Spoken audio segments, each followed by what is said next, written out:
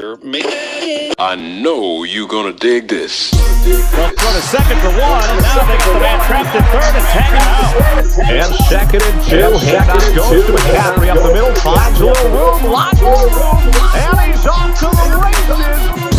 Welcome to the In the Zone Sports Talk Radio Network. You're listening to the Just Us Sports Talk Show with your host, Kate Diggs from Harrisburg, Pennsylvania, the small city with the large heart, and co-host Dana the Hater Clark from St. Petersburg, Florida.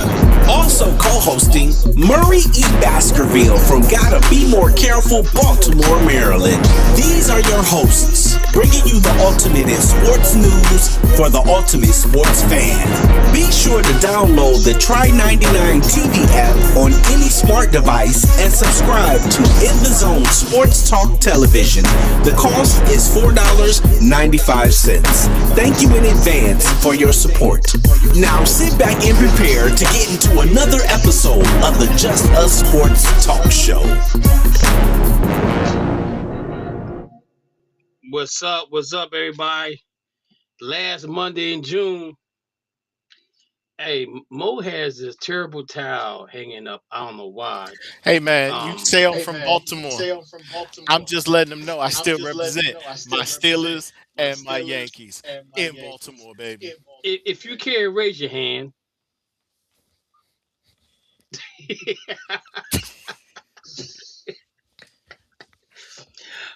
This is last Monday in the month of June.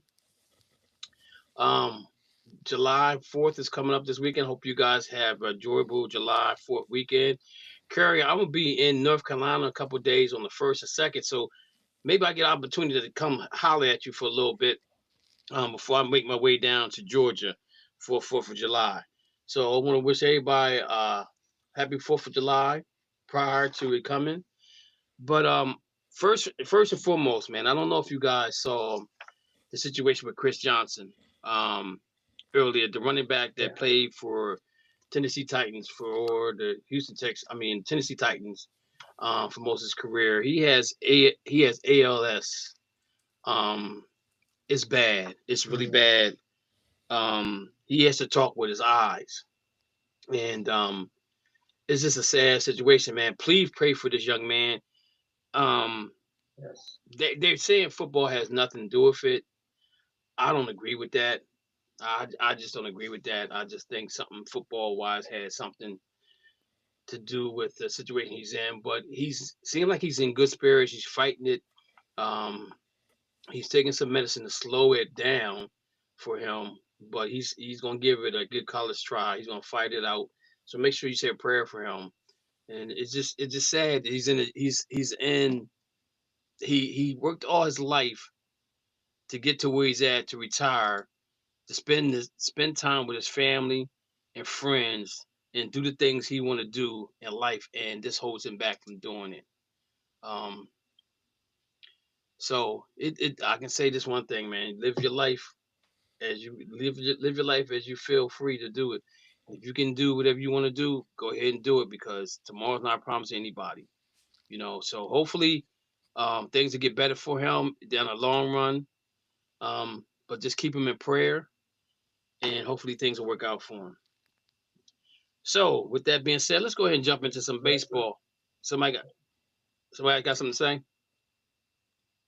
No, I was just saying exactly. I just he's East Carolina. He went to East Carolina. Yes.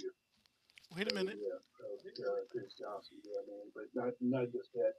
I just echo everything you said, man. That's exactly the way we should be, man. We pray for the guy, and we know that there's a higher being that can fix anything. So we not give up on him. So just like he's not giving up, we're not gonna give up on him either. So yes, indeed. That's all I need to say about that. Yeah, and I'm gonna say something too about the family. I mean, the thing about it is, we have people that go through things and we don't know about it.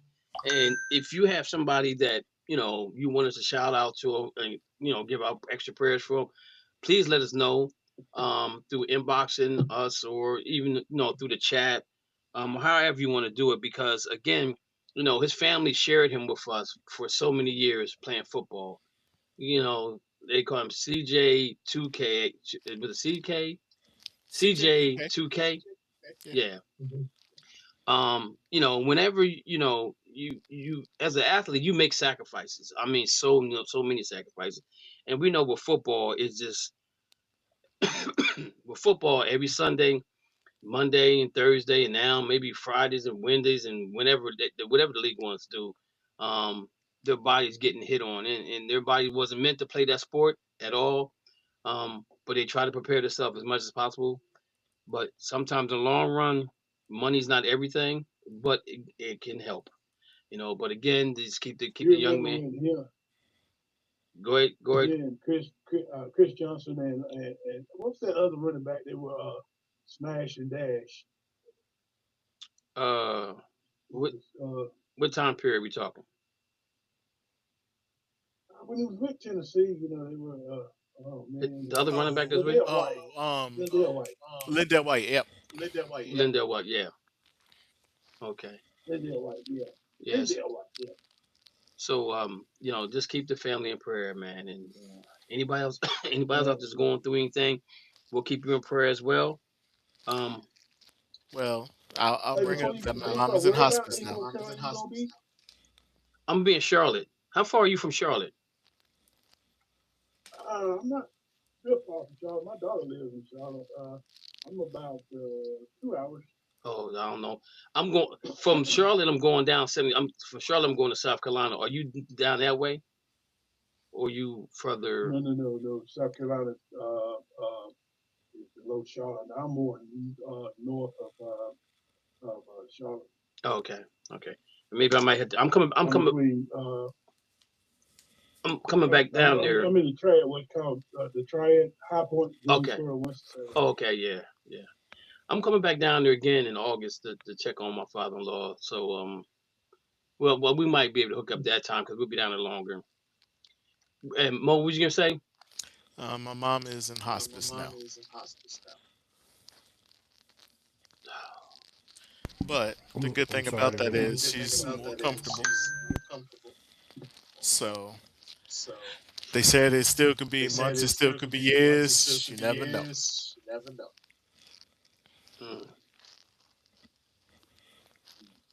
Wow. Ooh. Appreciate that, guys. Yeah, this thing called life is something else, man. Wow. My mother-in-law, she went in hospice, and you know what? She went back home, man. I know a couple people that went to hospice and ended up going back home. So they didn't. There wasn't their final resting place. So there's still hope just because people do go to hospice. That's not necessarily. I know we think about it as the worst of the worst. It's kind of like cancer. When we hear that word cancer, one thing we think about is the worst part of it.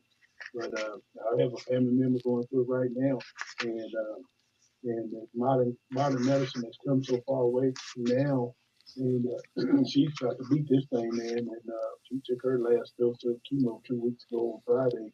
So it's come a long ways, and so I'm like we was talking about Chris Johnson not giving up, man.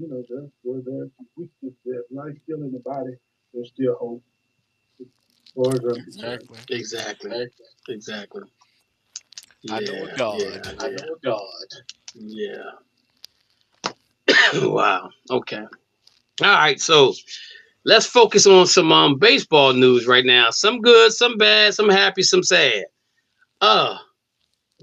In American League East, Tampa Bay Rays are back in first place, 48-33, 31-12 at home, 17-21 on the road. That's terrible on the road for them guys, man. That's not good. That's not good. Yeah, plus 24, won 5 in a row, 7-3 in the last 10. New York Yankees are 48-35, one game out of first place, 22-15 at home, 26-20 on the road. Run differential 101, lost 4 games in a row, 3-7 in the last 10. And we got Rich on the line here with us. And Rich, can you tell us How you feel about that? You know, you got the brooms, you got the vacuum cleaners. What else did you get out for that sweep for them Yankees over the weekend? I mean, over the past week, man. You want to talk about it? My shop vac, just to sweep up all the tears of the crying Yankee fans. Ain't nobody crying. I'm Y'all still in crying. last place. Okay, Don't matter. okay. There we go. There we go. Swept. And Not I three, was 4. looking at We gotta be clear about it. It's 4 games. And I we was swept looking at y'all 4 in a row. I was looking at Yeah, I know. That's what I'm I'm saying. looking All at 4 we I'm looking at lost. the Red Sox right now. And even though they're 12 and a half games out of first place, the schedule is kind of in their favor right now. So they can make some moves. If this could be a jump start. You know, this could be, how you jump start your car. Well, Then they start playing some good baseball. Go ahead, Rich. in the spirit of that, James Wood of the Washington Nationals comes out. I think it was first pitch, and he hits a home run. This is not consistent. We are trash. Hey, what did We Dennis beat up Green on say? the What did Dennis Green say? Crown them if you want to. We know who Yeah. they were. yeah. We're not gonna get it twisted. Hey, wait a minute. We can also go It's Jim Moore okay. on this. It's the first inning. Playoffs? Could be it could be a Playoffs? jump start for them. Yeah, look, I'm not giving no faith on them. I think they're gonna make a run. In the Central Division, the Chicago White Sox are still holding on. They're tied with the Cleveland Guardians at 40. They're 43 and 39. Guardians are 44 and 40. Chicago's 28-14 at home, 15 and 25 on the road. They probably got the worst road record for the team that's in first place right now. I guarantee you. That's terrible. That's terrible. They're plus 18, lost one game, they final last 10. Cleveland Guardians are 44 and 40, tied first place, 21-18 at home, 23 and 22 on the road. A -8 run differential, 1-2 in a row. They're final the last 10. Get the Twins, the Tigers, and the Royals coming up. Out west, the Texas Rangers, the Seattle Mariners, the Houston Astros. How they keep doing this, man? Houston keeps doing it. They just keep playing consistent baseball. So the Texas Rangers are at first place, by half a game. They're 19 and 18 at home, 23 and 24 on the road. A -8 run differential, 1-4 in a row, 7-3 in the last 10. Seattle Mariners on that roller coaster ride. They got me on the roller coaster. They got me on the roller coaster ride again. Matthew, they got me on the roller coaster ride again. 42 and 43, a half a game out first place, 22 and 19, 20 and 24 on the road. Plus, they're the only ones that got run differential +4, lost 2 in a row, 4 and 6 in the last 10. Houston Astros are 42 and 44. One game out first place, 20 and 21 at home, 22 and 23 on the road, a -42, 1-2 in a row, 7 and 3 in the last 10. Athletics and the Angels. By the way, Angels fired their GM today, I think it was. National League, the Atlanta Braves. Oh my Lord, what is going on from week to week? 49 and 33, 24 and 14 in the home, 25 and 19 on the road, a run differential of 88, lost 2 in a row. They're 3 and 7 in the last 10. The Philadelphia Phillies crawling back, 3 games out of first place. They're 47 and 37, 3 games out, 23 and 19 at home, 24 and 18 on the road, a +2 run differential, 1-1, 7-3 in the last 10. Miami Marlins are 44 and 46 games out of first place, 28 and 27 at home, 16 and 23 on the road, a +10 run differential, lost one in a row, 8-2 in the last 10. When has the last time the Marlins, Mo, had a winning record this late in the season? I don't know. He said he don't know. What am I supposed to do? I'm Yeah, not a I don't Marlins know fan. either. I don't know. Red. I'm a Yankees fan. But can I say this though? Who's the manager of the Philadelphia Phillies right now? The one guy that should have got his chance so many years ago. Don Madden. He did have a chance. He did have a chance. He did not. He was with the Dodgers. He had a chance. He didn't manage the Dodgers. Yes, he did. I don't remember that. Well, maybe he just don't love the Dodgers. Yeah. I don't remember Don Manley Yeah, ever managing the yeah, Dodgers. yes, yes. You can look that up. I'm looking it up. Central Division, Milwaukee Brewers are 50 and 31, 26 and 6, 26 and 17 at home, 24 and 14 on the road, 120 plus run differential, lost two in a row, five final last 10.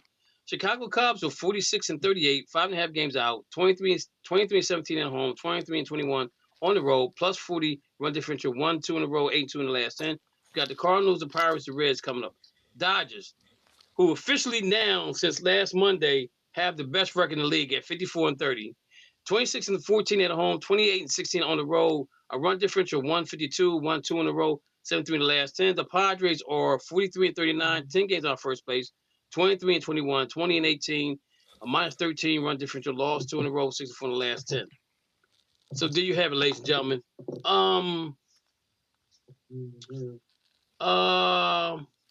Let's see here. Curry, what's going on with the Braves, man? They hit a stumbling block. Well, I tell you what, man, they are in a mid-season slump.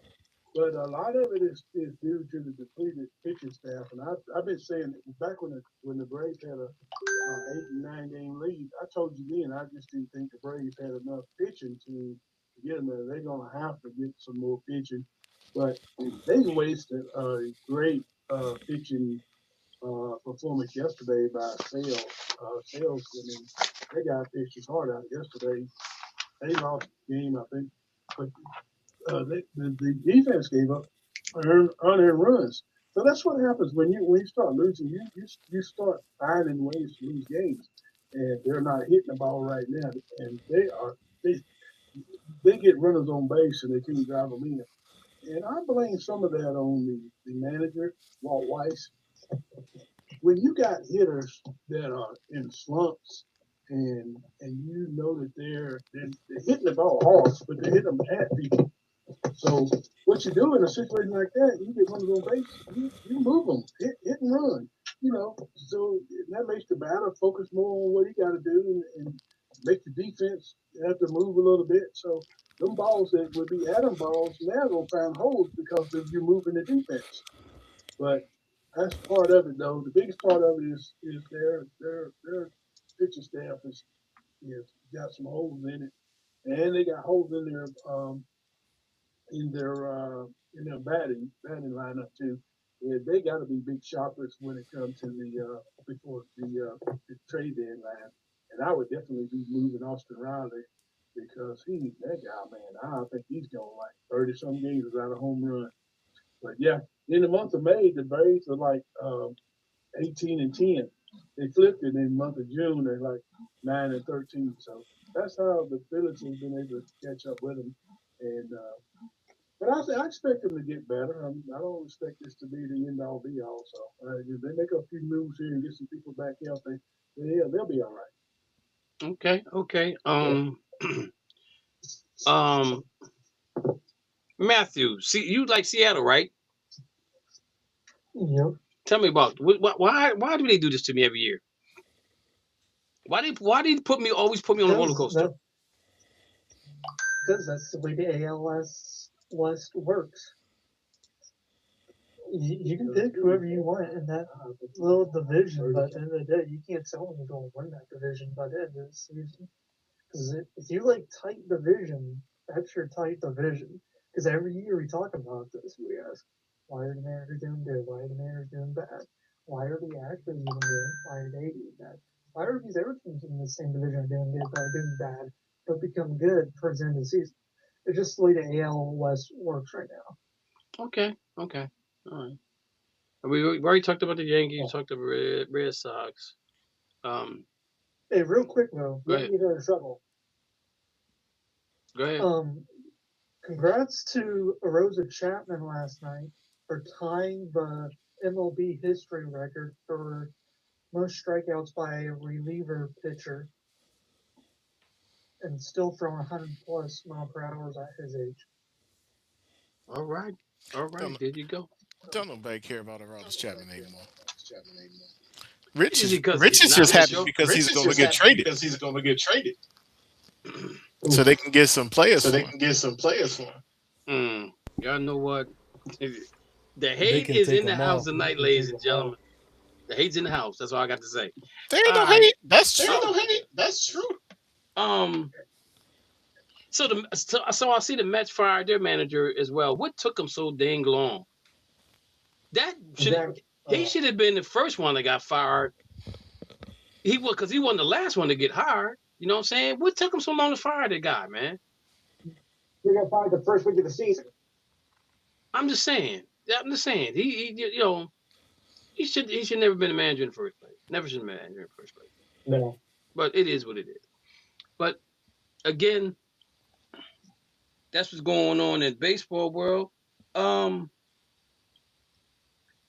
Dodgers is moving up like the Jeffersons. We are I think we're 10-5 in the last 15 games. I was really impressed the way they played against the Padres this weekend. The first game kind of got out of hand. But second game, I turned the TV on and saw the score. I was like, oh my Lord. And I didn't watch any, I just watched the replay. And then the game yesterday was probably the better game. Dodgers pitchers look really good. And Mookie Betts' name came up in some trade rumors, and this guy had been knocking the cover off the ball since then. And so they're looking really good. So Mo, Jeter, I'm not Jeter. Oh Lord Jesus, yeah, Jeter. When is he supposed to be coming back? They're saying I heard Judge. I heard something about him coming back in the late August, late August, mid-August. Well, when you got hurt like 3 weeks ago. They're still trying to get imaging done, so it's really up in the air right now. Wow. Yeah. So there's no timetable right now. It was supposed to be reevaluated in 4 to 6 weeks. No, that's a whole. And he's been gone like 3 weeks. Hey, Rich, that's why I told you y'all have a chance.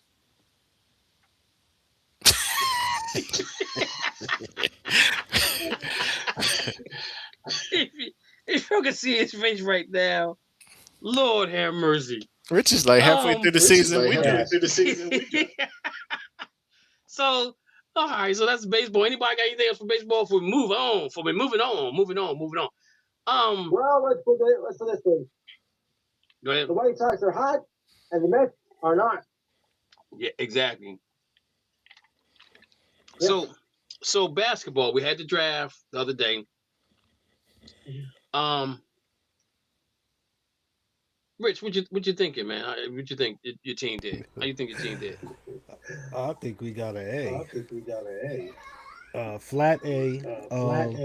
I think with free agency starting tomorrow. Depending on what kind of moves they make, I like the Nick Claxton move.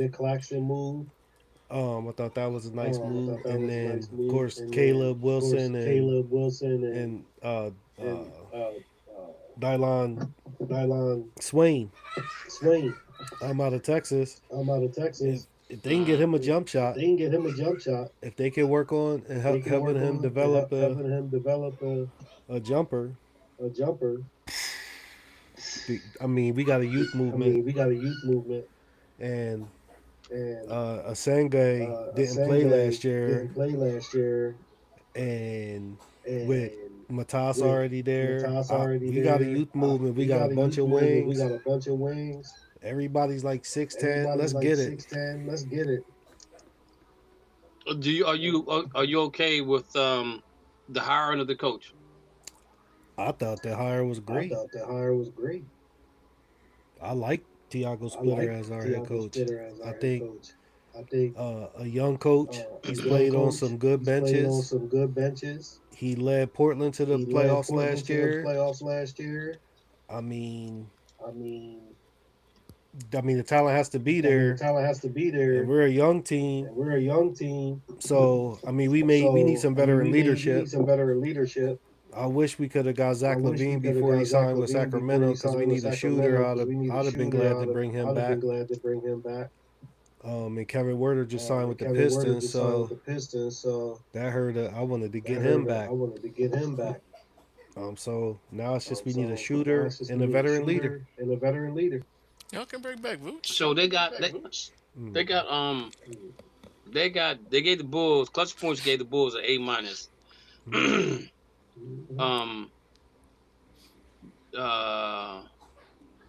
So your free agency with me. So it says additional assets was Cam Jones. Did y'all do a trade with somebody? Yeah, we did a couple. Nick Claxton was the big one. Where did y'all send Nick Claxton to? Y'all picked him up, right? Yeah, we picked him up from Brooklyn. Okay. It says this new look Bulls roster is positionless. They can guard 1 through 5, and they're going to punish opponents for turning the ball over because of how well these young guys can thrive in an up-tempo system. Wilson has the potential to be a star. Swain projected to be a two-way weapon on the wings in Chicago. It has only been a handful of weeks before Graham finally had the Bulls on the path to success. Alrighty. We got Lou on the line here, and Lou's a Knicks fan. What the Knicks do? Let's look at this. Right. Let's look at the New York Knicks.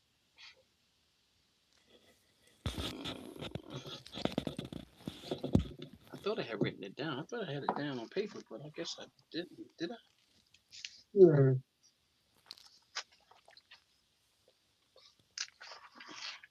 Oh yeah, I did have it written down. Okay. So they said New York Knicks got a B.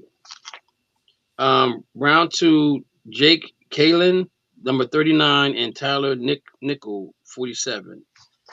It says Kalen just won the Germany League Championship and now is joining the NBA champions in New York. Kalen is a combo guard with a strong frame, a feel for the game, and exceeds his youth and the grit to become a high-level defender. He just became one of the youngest players to ever win the Germany League Under-22 Player of the Year, joining Franz Wagner and Dennis Schrader on a list that bodes well with the NBA prospect. He committed to Gonzaga back in October, but had decided to stay in the draft, a decision that surprised some scouts since he had yet to prove he can shoot constantly on the run and offense full time. But there's no denying his upside and could end up one of the late risers in the class.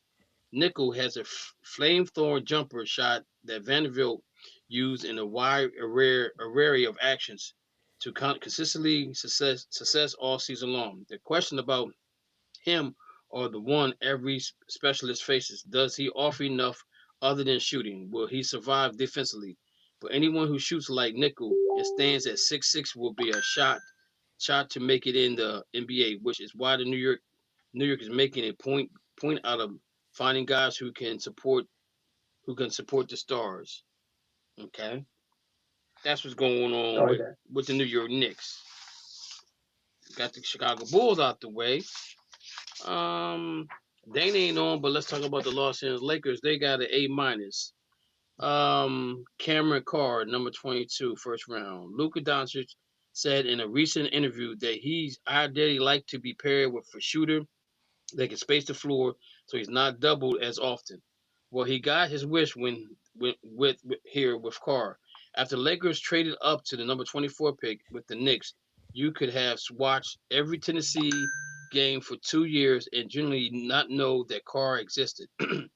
Then he transferred to Baylor and led the team in scoring, shot nearly 40% from threes on a high volume and looked like a 3-and-D role player. Also has blossom skills off the dribble.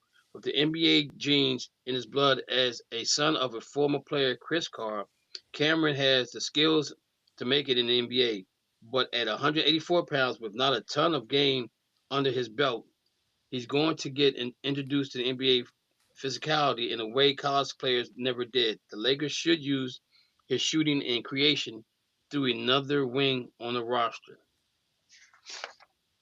Okay. For the Boston Celtics, They got an A with Chris. How you pronounce it? Sinek. I Sinak. think it was Sinak. Sinek. Sinak Jr. Mhm. and Dylan Mitchell. As good as Nias Cater was all year, the Celtics clearly need to upgrade at center. After blowing a 3-1 lead to the Sixers in the first round, maybe Sinek can be that big to do just that. Sinek checks every box on paper as a supreme athlete who moves like a wing, has length to all the shots, and shoots from the perimeter. Houston handed him a starting role with a national title aspiration and trusted him with a heavy minutes. But the Cougars fell short again, in part of because Sinek struggled to stay out of foul trouble, couldn't score efficiently, and was over eager to play on the perimeter despite having the body of a bruiser. He arrived in college with a lot of expectation and still could become the player in the future, but the Celtics are taking a project. Mitchell showed up at Texas as a McDonald All-American, and back then it looked like a jump shot was the only thing standing between him and a stardom. 4 years and 3 schools later, he jumped is still non-consistent. Maybe the Celtics can be the team to finally fix it. And yet he's a top 40 pick in the deep draft class because he's left-handed power player who finishes everything around the rim, wrecks games on defense, and blossoms into a high-level passer. As a senior at St. John's, the non-shooter is the problem, but Boston's a perfect situation to migrate. And since he can play in the lineups where he's surrounded by shooters, even without a shot, his athleticism on the offense side, defensive versatility can allow him to carve out a long career. So, guys, looking at the draft, was everybody from St. John's drafted? Because I didn't watch the draft because I really wasn't interested. But they said this is probably one of the boringest drafts that they ever had. Did anybody watch the draft? Where's the draft? I saw Michigan at the top. So Michigan at the top. 3 guys in Michigan got drafted like 9, 10, and 12. Yeah. But so the whole starting five for St. John's that went in the draft, did they all get drafted? Or I think three out of 5 I think got drafted. I think the guard was a free agent. But they're saying this draft was this could be one of the best drafts ever. But if you think about it, if you guys think about this draft, right? Brunson 6'2". How many guards went in the draft this year that was 6'2", 6'3" point guards or shooting guards in this draft? And the thing about it is everybody can't be a Jalen Brunson type of player. No. Can we name, besides Jalen Brunson, can we name another point guard that was 6'2" that took a team to the NBA Finals? Allen Iverson. I was going to say Allen Iverson. Now, look how long that's been. But I'm gonna go another person, Isaiah Thomas. Yeah. But look how long it's been since they had a guard. That's old. Do what? You talking about AI being old? You talking about Isaiah Thomas is older. Yeah, well, I'm just saying. I'm just saying. I would have thought y'all would have said Isaiah too, because he won the title, not just he got to the title. But I'm just saying. Yeah, but you see how long it's been that you see the gap within that. You see the gap where you have a point guard that does everything to make a team better. You said Allen Iverson, Isaiah Thomas, and he stops there, and then you go with Brunson. You know what I'm saying? You can't even if you look at the Spurs when they won the title, their guards was like they didn't have nobody was 6'2", they were probably 6'4" or higher or taller. Tony Parker you know what I'm saying? 6'4". It's like a once in every. Yeah. How tall was Parker? Tony Parker's like 6'1", 6'2". Nah, I think he was a little bit taller than that. Yeah, nah. I think he was bigger. But I'm saying. Oh no. Tony Parker 6'2". Steph Curry 6'2". 6'2". Curry ain't no point guard though. He ain't no point guard. Curry's a point guard. Nah, he's not a point guard. That's crazy. But what I'm saying though, if you really think about it, like you can put Curry in the same category because he dominated the playoffs. He dominated in NBA Finals. But the thing about it is that now everybody going after a Jalen Brunson type of player, right? And that doesn't work. That doesn't work for every team. You know, the Knicks built that team the way they built it around him to be the player that he was. So sometimes you shouldn't. What works for one team doesn't work for others. Like, for example, if you look at Golden State Warriors, the only other team to me that represent the Golden State Warriors now is the Boston Celtics. How many threes they shoot? Because Golden State was shooting a lot of threes, right? So Boston kind of mirrored them in a sense, right? But if you look at that, then you you go away from that. You look at OKC when they won, they didn't win with that type of offense. You know what I'm saying? They won with a whole different type of offense. You know, but nobody mirrored what Golden State, what Oklahoma did when they won the title. But now everybody's drafting all these point guards. And again, I'm not saying they're not going to be good. I'm not going to say they're not going to be great, but they're not going to be Isaiah Thomas. They're not going to be Allen Iverson. They're not going to be Jalen Brunson either. They just going to be a normal player. Even though the draft is deep. I'm sorry. I can't take it any longer. Jalen Brunson is not the reason they won that championship. I didn't think so either. Why was he not? Because they played defense. And Cat was actually the one that was leading the offense. Jalen Brunson is coming off the screens. I'm not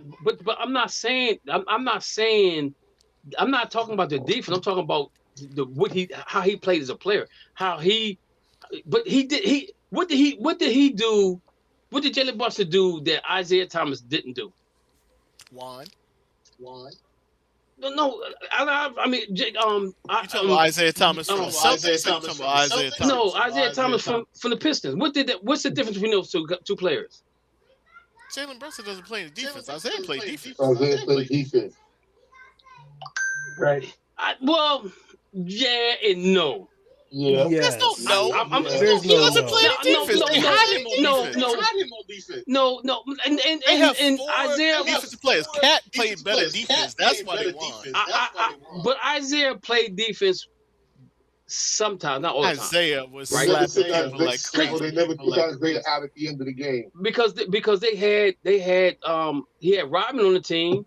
They had so five that was defenders on the court at the same time. They had Dumars, Isaiah, Rodman, Lambert, and Charles Edwards. No, Rick Mahorn. No. Oh, Rick Mahorn. Yeah, they had him too. So what I'm saying though, that was a I'm not saying they were the defensive player. They were the defensive team. But what I'm saying though is the gap that when you have a point guard that does what they do, and you look at the draft and look how many point guards got drafted this time around because of Brunson. Let's be honest. You put Ja Morant on that team, they win still. Because all they do is set screens to Brunson up. Ja Morant would have been dunking on people instead of all the layups he got, all the free layups he got. Because they ran the offense. They ran to give him space. Okay, so that means that San Antonio wasn't playing defense then. Because at some point in time, San Antonio was young. They played to their age. Yeah. So they didn't play defense. Pick and roll defense. Because they're young. They haven't played it yet. And they don't have a power forward. That's their problem. That's why they drafted. That's why they drafted the dude from Connecticut. That's why they jumped in front of us. Because they knew we were going to take it. I agree that they need a power forward. But again, you got a guy that's 7'4", He shouldn't be allowing nothing to be going on behind him. I mean, He was nothing to get past him. tired. He's not slow. Man, I'm tired of hearing. I'm tired of hearing. No, I'm tired of hearing. I'm tired of hearing about him being tired. I'm tired of heim. I'm tired of him. 11 minutes and 40 seconds in the I don't care. He averaged that. I don't care. That's bad coaching, man. I don't care. I don't care. You when they built that team, they should have figured out that Luke Cornett probably wasn't the player they needed to back him up. It wasn't Luke Cornett's fault. It was the whose fault was that rested him in the fourth quarter. That's not well. If you rest him, then what happens? You get him 2 minutes of rest around the 5-6 minute part, so he can finish strong. They got TV breaks. They beat OKC. Yeah, they did. But the next one, a bigger and stronger team than OKC. But my whole thing is, but my thing is though is that I don't use him being tired as an excuse. That's how is that not an excuse, Kev? That's not an excuse. 11 minutes and 40 seconds average in 5 games. That's 5 games. That's part of the plan. He knew what he got to do when he got here. Simple as that. Man, big time players make big time plays. Big time players make big time plays in big time games. It's simple as that. You can't make the play if you're tired, Kev. Not a good team. The bottom line is right here. If you make it there, you're supposed to win. Simple as that. Oh my God. So the Celtics when we lost to Golden State. Whose fault was that? Whose fault was that? That was our fault. That game 3. But you no, we was up 2. But you blame Wemby. But you say it's our fault. You talking about the game? What role does the coach play? You talking about the game 3 where the game 3 we lost and then they tied up 2-2. Is that what you're talking about? I'm talking about the series. I'm talking about the series. Why we lose the series? They was just a better team than us. So who was the better team? The Knicks or San Antonio? Well, by the betting people, they said it was the Spurs. Okay, because they were younger. But I'm saying New York's been New York's been battle tested because they've been through this already. They've been to a 7-game series. No, right? They've been through this. They've been through 20-point losses. 20 point behind and coming back against us last year. So they know how to play from behind. They don't quit. That's what I give Mike Brown the credit for. He would not let them quit. They were down 29 points in that game. And came back and won that game. I'm not disagreeing with that either. I'm not. But see, but now look at it like this. Again, this is why we're saying that they needed a point guard because if Chris Paul had been on that team, and when DeAndre Fox got that steal, he ain't trying to make a layup. He pulling that ball back out and taking some time off the clock. He takes some. Like you saying they needed power forward and they need a point guard. They had the thing about it is won the championship at Golden State and they didn't play him. But the thing about it is if that's coaching. If OKC was healthy, if OKC's healthy, do Spurs beat them? Yes. No, not if they're healthy. Not if they're healthy. Coaching. They missing 2 of their starters. Who was the second one that they were missing? The conversation. I didn't say if. I said if. I said if. Yeah, I did say if. Yeah. I'm sorry. But my thing. This is my thing though. We know that them not being healthy was a reason why they lost that series. No. Now. The situation with Williams had been going on all year long. The other guy was really killed him because Williams wasn't healthy all year long. Okay. So they kind of knew what they were getting from him. Wait a minute. So you're going to say that. So you're going to say if Tatum was healthy, the Celtics would have won the championship. No. Then why are you saying if Jalen Williams was healthy, they would be in San Antonio? No. Because the reason why I'm saying how many times did they play them with Jalen Williams playing in the season? How many times they play him in the season? He was hurt the whole season. How many times they play him in the season, Kev? They played them like 3 or 4. They beat them 3 out of 4, whatever. Yeah, 3 out of 4. And I think Williams might. I think Williams might have played. But I think Williams only played 1 game. He was out more than he was in. He was out way more than he was in. They still with a number 1 seed without him. Right, but then they lost the other guy.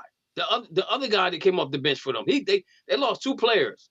And the thing about it is, it's easier to adjust a team during the season than it is to adjust to an injury in the playoffs. Williams. Wait a minute. Now Williams, you can't make that argument if you said Williams without the whole season. They've been playing without him. Then you say it's hard to adjust without him. You can't make that argument. You ain't let me finish. I'm talking about the other guy that got hurt. That doesn't make sense. No. You're not listening to what I'm saying. I'm saying they adjusted to Williams not being there, but they didn't adjust for the other guy not being there. With Jackson, I think his name was. He got hurt too. So now you taking away almost 30 points from 2 players, right? So when you lose a player in the playoffs, it's harder to adjust. And I'm gonna give you a prime example. When Perkins tore his ACL in Game 6, he didn't score 30. What happened in Game 7? Perkins don't score 30. No, but you still got to show up and play. No, but they had to play. But Rasheed Wallace, who had a messed up back, had to start. So that messed up the whole rotation right there. So again, it's hard to make the adjustment at the last minute in the playoffs, where during the season you can make adjustments. I gotta say this, Kev. Everybody on this call knows that OKC is the deepest team, especially when it comes to guards in the league. They have 12 guys that play in their rotation. Your argument makes no sense because we all know that they are the deepest team in the league. They might be the deepest team, but then they didn't use their deepness in the playoffs. Because if that was the case, then they shouldn't have lost. They shouldn't have lost Game 7 at home to San Antonio all season. I'm not saying they didn't have the number all season. But I'm just saying, if that's the case, if they had their number all season, then they shouldn't have won 7 games. If that's the case, that's not true. Playoffs. It's the playoffs. It's the playoffs. They're the defending champions. They're gonna show up. They're gonna show up. And they still got beat at home in Game 7. We didn't got off the subject already. No, we on the subject that you need to realize that you wrong on this one. We was talking about their number, and they were tired by the time they got to the Knicks. And the coach let them down. So do we say the same thing about the Sixers? They were tired against the Knicks when they played the Celtics? No. Why not? You're talking about after they played the 7 games. The Celtics last year? You mean Indiana? Not the Knicks. No, I'm talking about this year. Was the Sixers tired after they beat the Celtics? He said I'm done. He said I'm done. I beat the Celtics. I'm done. He didn't play. He played 1 game in that season. But in that series. That doesn't make sense though. How does that not make sense? He only played 1 game because he went hard. Embiid never goes hard.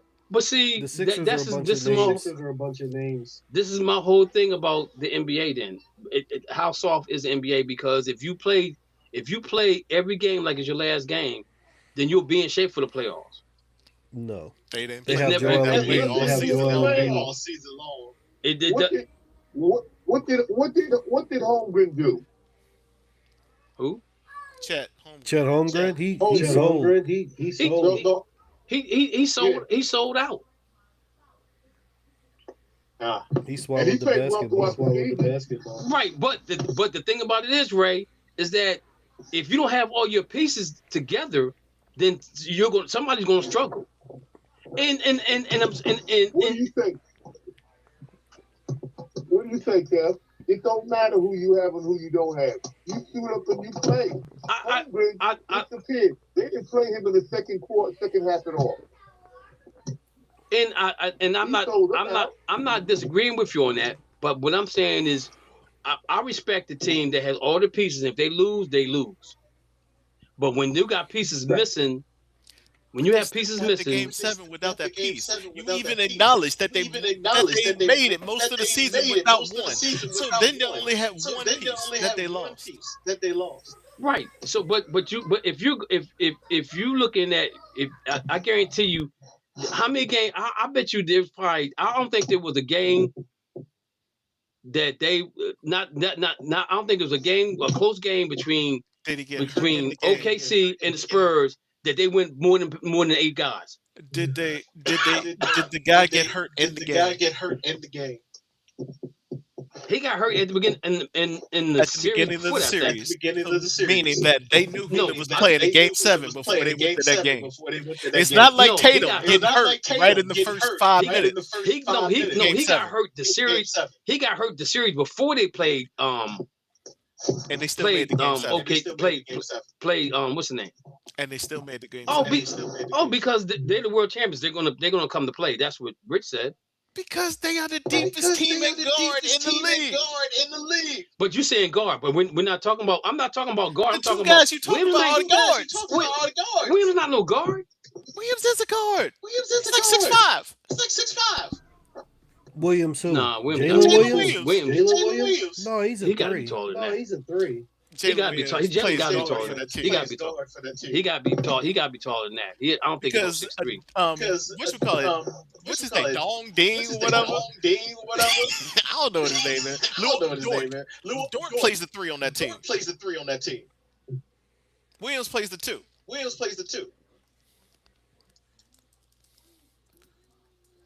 I don't even understand why you're arguing with me on this. Oh yeah, he plays the 2. The bottom line, you got to show up and play. Jalen Williams is the small forward. Nobody said he plays the 2. He's a shooting guard. 6'5". They got. I was right. They got 6'5". 6'5". He's a small forward. They got him shooting guard, small forward. No, they got Luke Dort, the shooting guard, on ESPN. That's crazy. They got Luke. Dort always plays the best. They got the shooting guard. They got Jalen as a small forward. And on here it says Jalen Williams. I'm gonna tell you, it's even funny. It says Jalen Williams as a shooting guard and a power forward, which makes absolutely no sense. Exactly. But it says he's a shooting guard.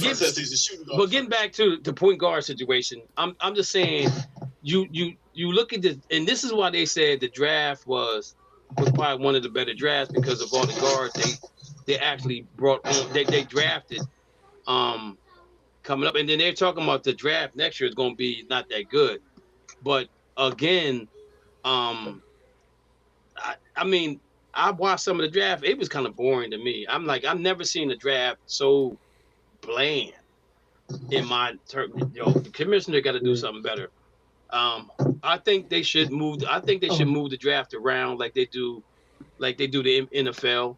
I've been saying that a long time ago. It shouldn't stay in Secaucus, New Jersey. It should move around. I think it makes it better for the fans. You get more fan reaction. But for it to be in New Jersey all the time, it doesn't make any sense. And again, there was no flair, no nothing from there. It just didn't happen. It just didn't happen. Wait a minute. Yeah. Yes. Yeah. It doesn't matter. You can hold the draft in Mississippi. It's just draft. It's just our name. Bill Butler, number of California. That doesn't mean anything. Huh? You gotta play. You don't the draft until later. You going in and out, Ray. What did you say again? I said whoever you pick on your team, it does not matter until the draft 2 or 3 years later on. And I'm not disagreeing with that. But all you doing is picking players. You're not playing any game. No, well, what I'm saying though, the draft itself was boring, and I think that they need to move the draft around. Let me ask you this. Let me ask you this question, Kevin. What makes the draft exciting? Is it the player or where you played it? Where you picking the players at? I think it depends on who's drafting, like 1 through 5. To be honest with you. Exactly. I think that makes. But what I'm saying though is that they need to do something because it's not that exciting no more. And as fans, I guarantee this probably was the lowest draft that ever was watched. And I don't know. I don't know. Is it the players of the fan? Is it the players of the place? Do what? Is it the players who are being drafted, or is it the place? Because it doesn't matter. Me personally, I've been there before. It's okay, but I would rather. Who's making all that noise? I would rather, me personally, if the NBA, my thing is with the NBA is that they need to do something different. Kev, they did 2 rounds this year. Like And they did 2 separate days. They Right? did 2 separate days. And that Viewership was up 10%. That makes no sense. was up 10%. Do what? Viewership was up 10%. Viewership was up 10%. Wow. You just having a wonder problem what- today, man. man. No, I'm just saying. If you really think about it, though, if 4.2 just million I'm just saying. viewers, audience up 10% year over year. So how many? I wonder how many people. How many guys from Europe was drafted? Most of them played I'm in just Michigan. saying. They have a whole lot. You might have had I'm just saying. I don't know. They all played in Michigan. I'm just saying that I just. You didn't like the I draft. watched- That's what you're saying. That's what you're saying. No. The draft just seemed Say boring. that. It just seemed boring. That It was just you. really seemed That boring to was me. you. What is 4.2 million what people is said you it was saying good. about that? Hey, hold on.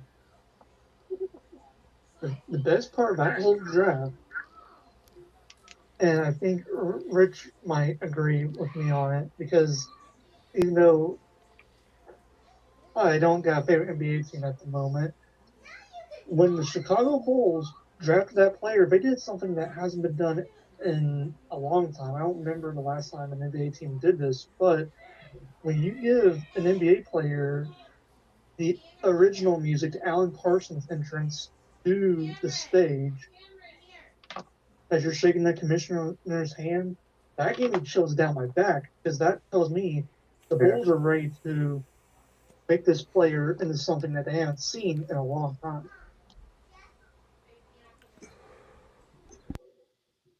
And I wish more teams did something the similar. Chicago Bulls, the Jordan Bulls song. The Jordan Bulls song. Caleb Williams. Yep, they used the Alan Parsons project song for that kid out of North Carolina. Yeah, they did. Yeah, they did. Yeah, they did. And they was talking about and the analysis was saying that was nice. They need to do more stuff like that. Caleb Wilson. Yeah, Caleb Wilson is going to be is the best player in this draft. No, I don't think so. No, I think DeMonza is going to be the best. DeMonza is going to be the best. He's going to be the best scorer. He's going to be the best scorer. The best player The best player in this I think draft. DeMonza's in gonna this be a draft great player. is Caleb Wilson. Caleb Williams may be second behind.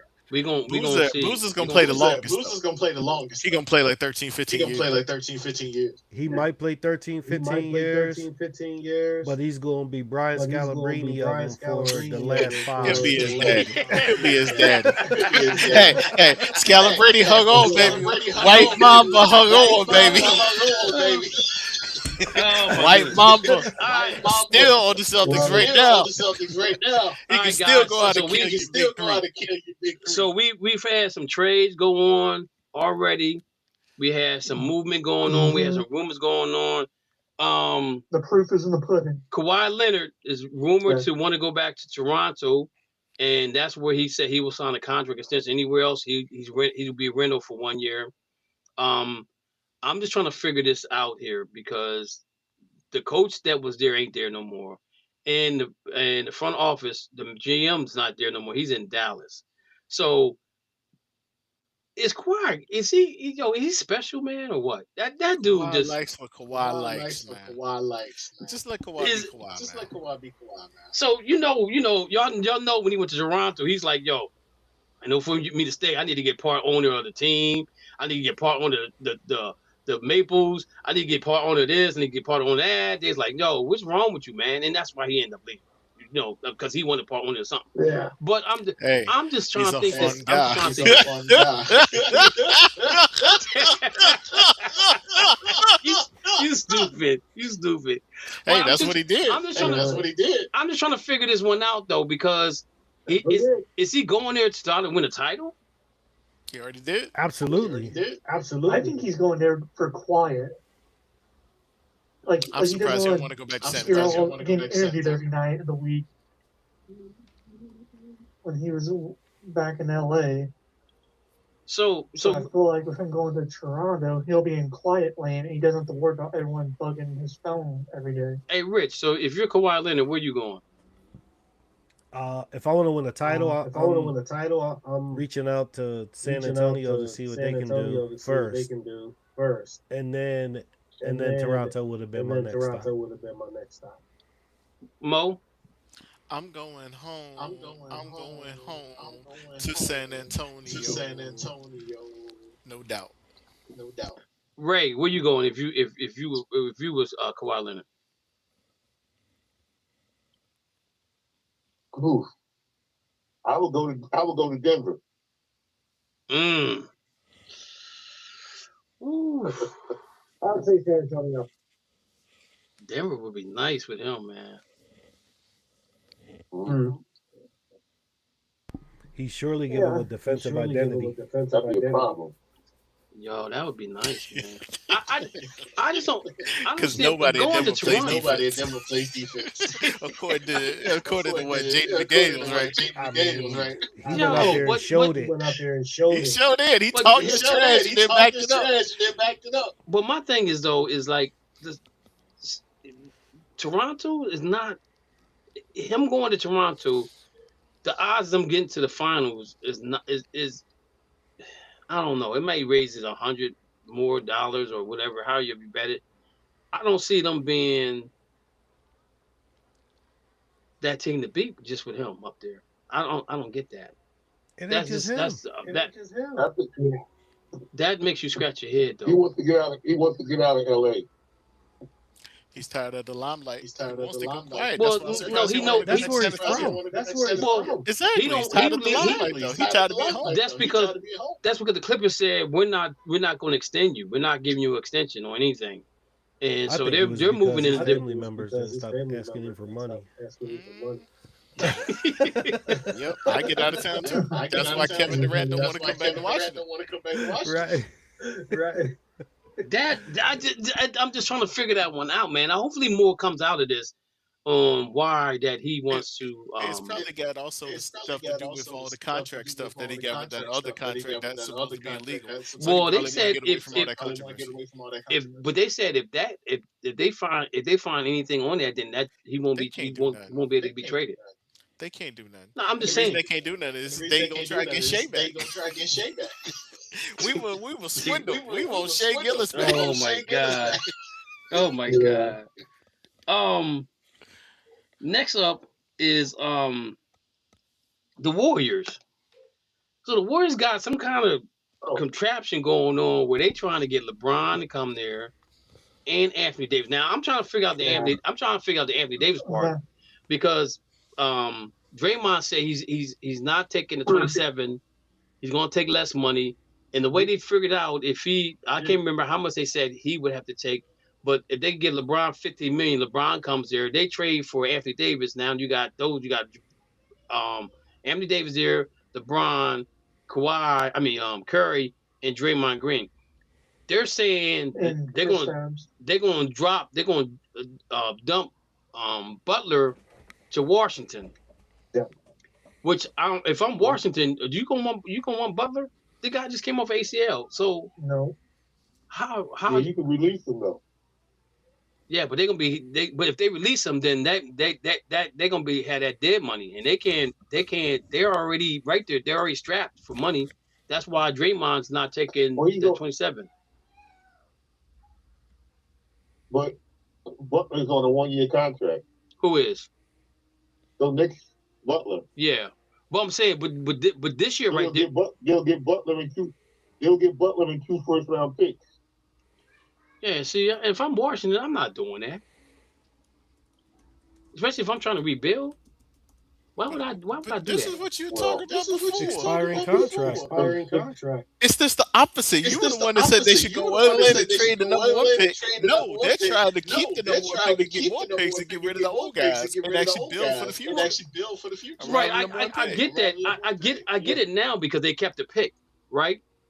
But again, if they're going to do that, then they should have got more picks when they had a chance. You know what I'm saying? Unless my man is a generational player.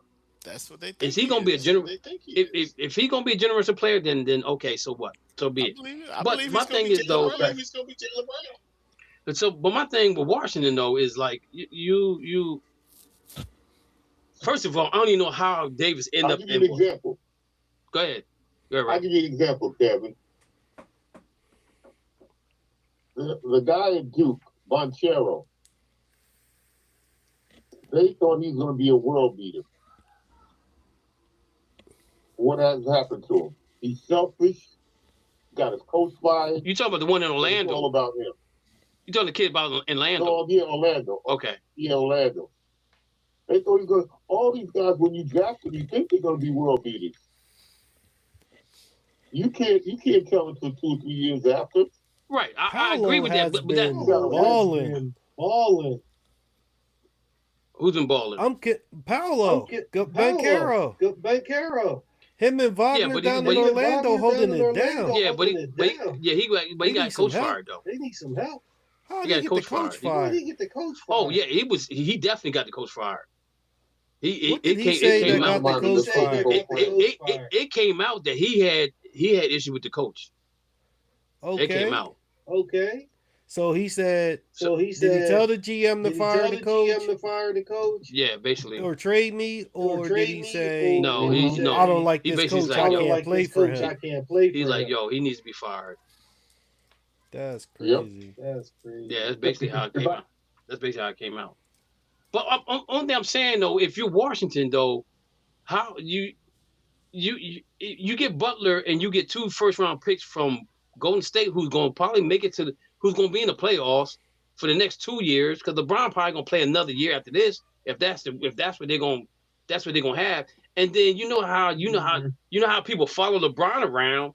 They're going to sign for a bare minimum to go play with Golden State. Now Golden State is packed again, and they're going to win maybe 1 or 2 championships with those guys out there, if that were to happen. Ain't paying for the bare minimum.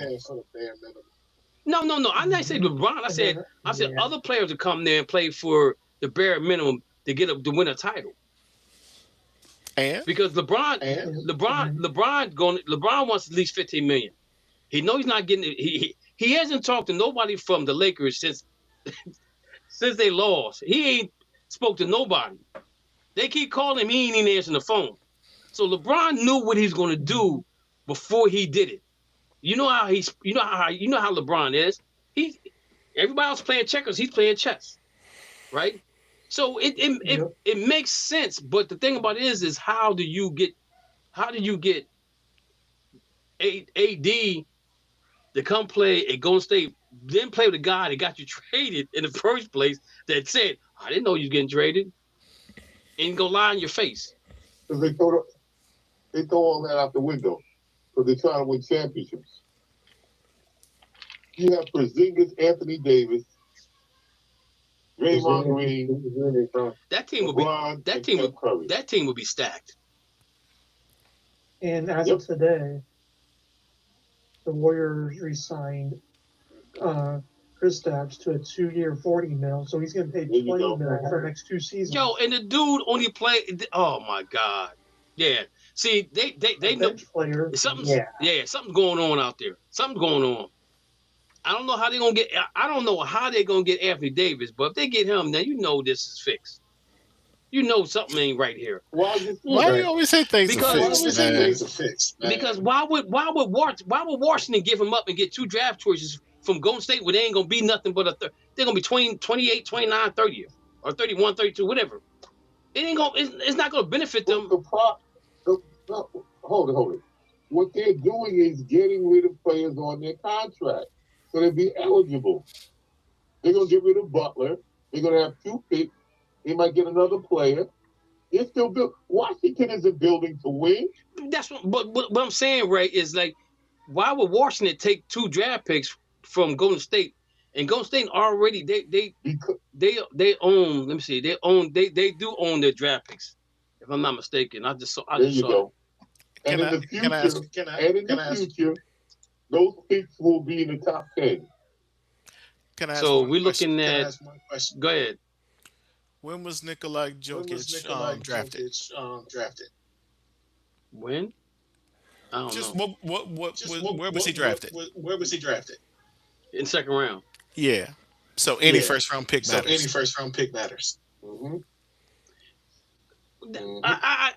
But this is my whole thing. So they got the 27th, 28th, 29th, and they own their picks from 27 to 33, right? So let's say that they do this trade and they give them.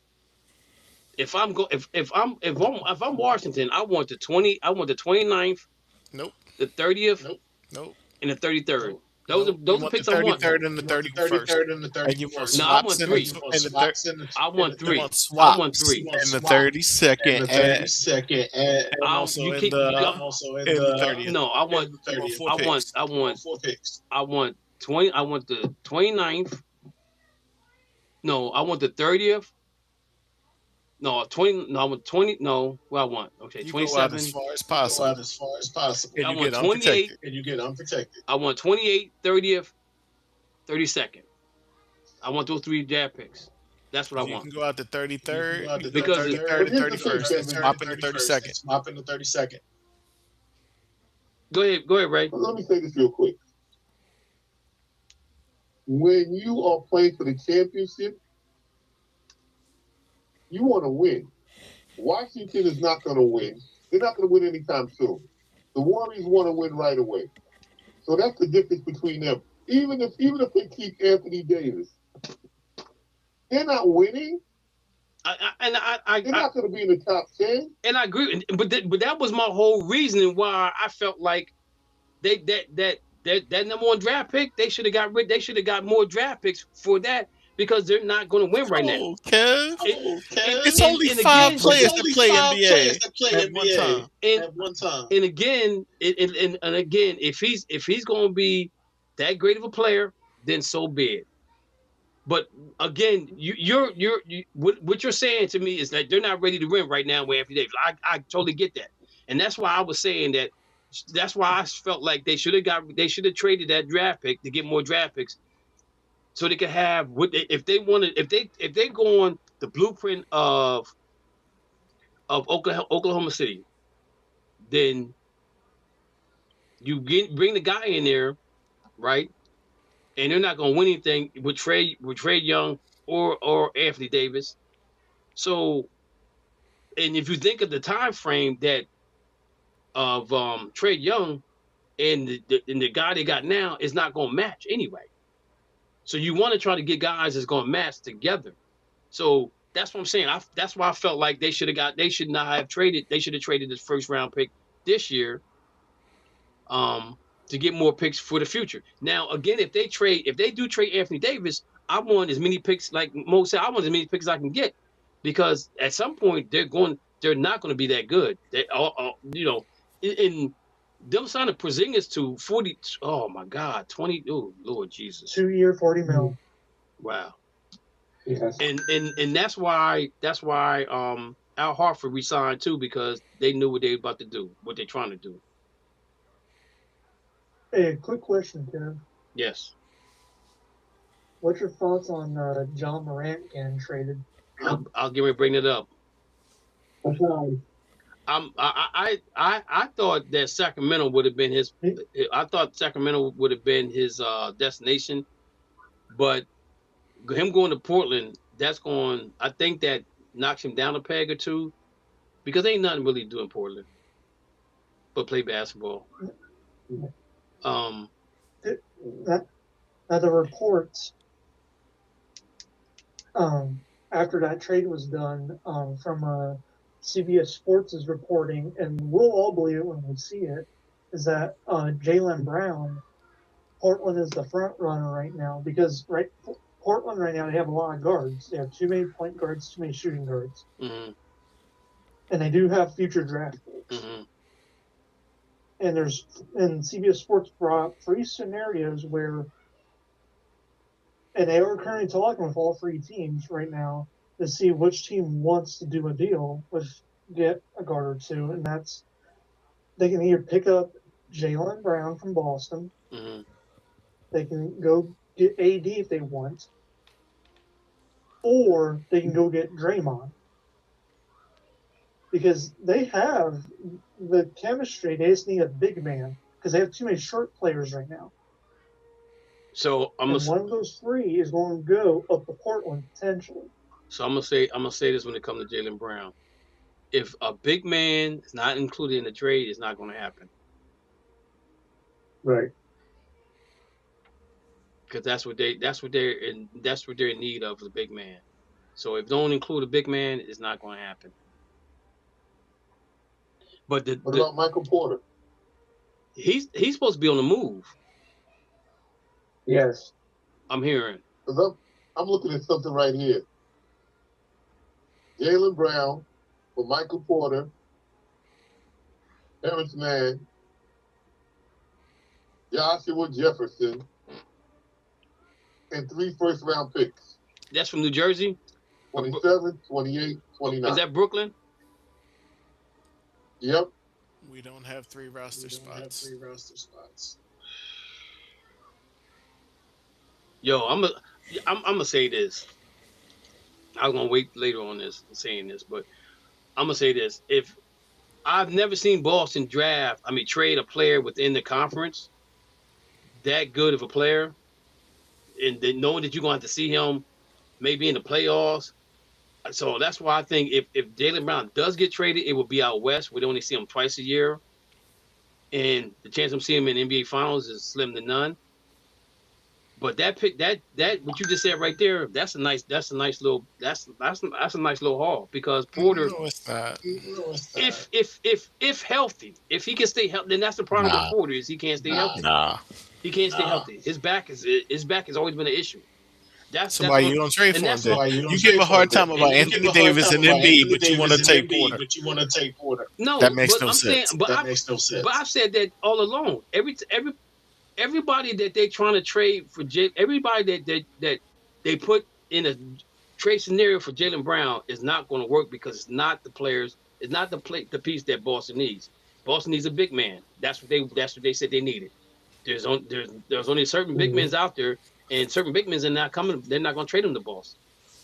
Boston tried to get Naz Reid and Gobert from Minnesota. That would have been crazy. I don't think Jaylen Brown is going to be traded, to be perfectly honest with you. And I think they've had this conversation. They want to see the value. They want to see what his value is. Because the thing about it is, if you look at it like this, if his name's been in trade rumors for Kevin Durant, Giannis, who are both are 2 Hall of Famers, right? Guys that could change the organization around, and that has to say something about you as a player. What the other team sees in you. Go ahead, Mo. There's 2 things that I see here. 2 things that happened in the last couple of days. Minnesota made a lot of space. They say to sign Diamo. It's because they gave him the money. They can wait to do that. Then Marcus Smart is out of his contract. At the Lakers. They saying that he might go to there was somebody else that they said they was interested in Marcus Smart. I can't think who it was. Just listen to this. Mm-hmm. If Boston trades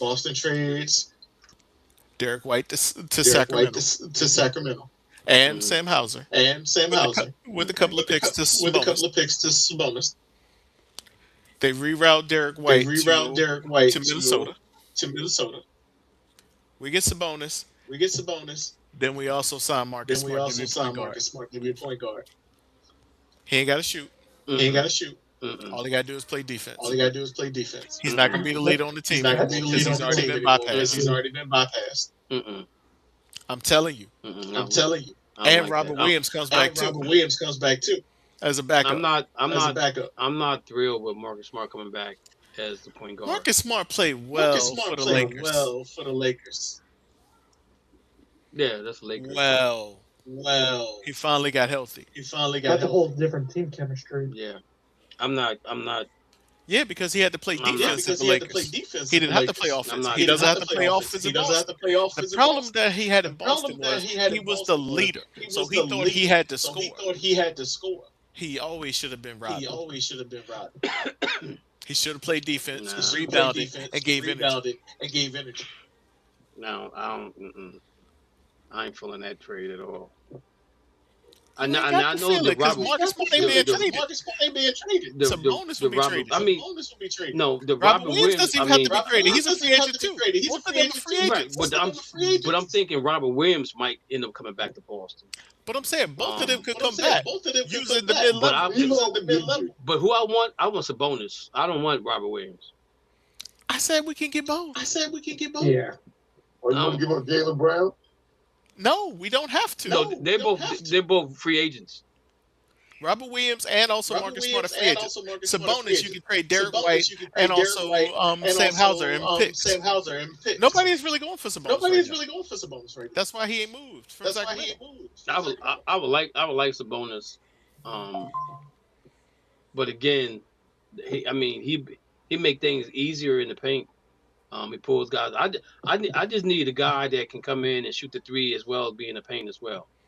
Oh my God! If they could clone Porzingis, I'll be happy with that. I'll be happy. But let me see what else will be. We did talk about Jaylen Brown. We talked about John Morant. Where in the world does Draymond play on that team? Because on the bench? Because Sabonis, Anthony Davis, LeBron. Brian Scalabrine. Well, the thing about it is, though, is for the last 5 years. The thing about it is remember this. AD doesn't want to play center. They got Porzingis. They re-signed Porzingis today. But Porzingis is fine. And they got Al Horford. They got both of them. Yeah. But I don't think Porzingis is going to start. Why would Porzingis start? Why wouldn't he start? He still got issues. He still got health issues. Oh my God! Then why did they re-sign him? Well, they got. I don't know. To give him $40 million. I don't know why they still haven't figured out what's wrong with this man. They do know what's wrong with him. They already announced it. What's wrong with him? He has a disease. What's the disease? Oh my God. Yeah, because you know what? No, do your own research, man. Yeah, there's some weird conditions. I'm tired of this. Yeah, because I haven't heard. They announced this 2 years ago before he got traded to Golden State. I don't remember them ever saying what was. I don't know. He said something about he loses his breath while he's on the court, but I never heard what the what the disease was. They announced it. But again, but the thing about it is you have him there, right? And then hot. So he plays center. POTS. POTS. What that stand for? Orthostatic tachycardia syndrome. Oh, okay. They announced it 3 years ago. Yeah, I don't remember hearing that. It's almost that was after the season. It's not about blood clots. Chris Bosh was about blood clots. Yeah. Blood clots. This is not about blood clots.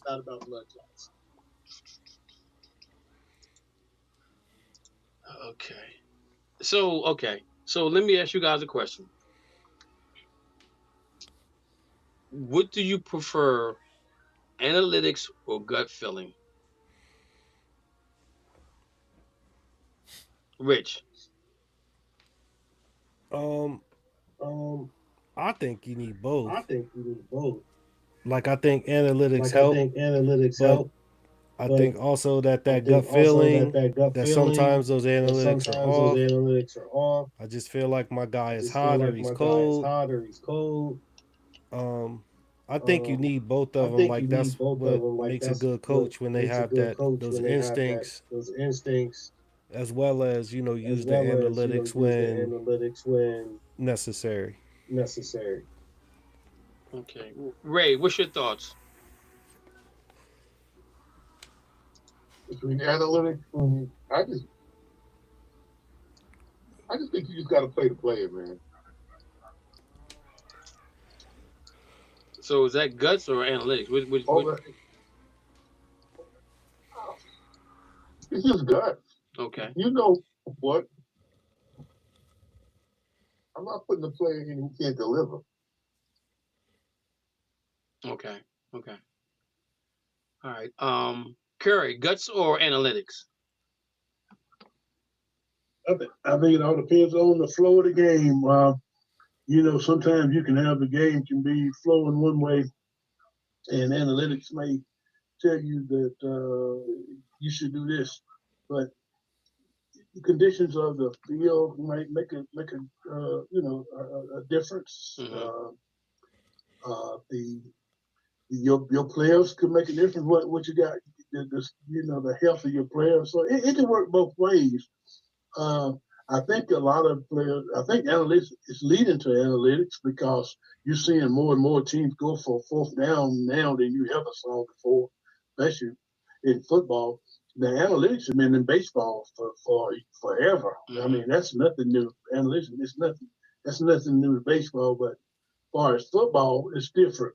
But I just think it depends on the flow of the game. Because if you got a good flow going, you ain't thinking about analytics. You say, man, I'm gonna keep doing this until they stop me.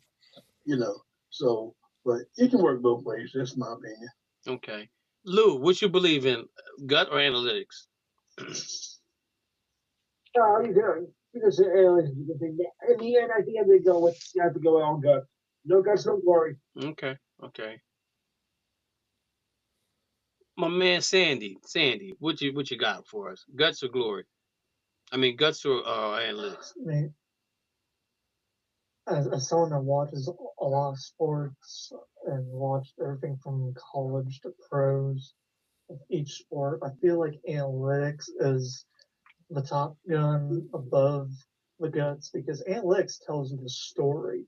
Like I can tell you by someone that's been on Fox and ESPN on both college shows, analytics tell the whole story. It gets the crowd's hype.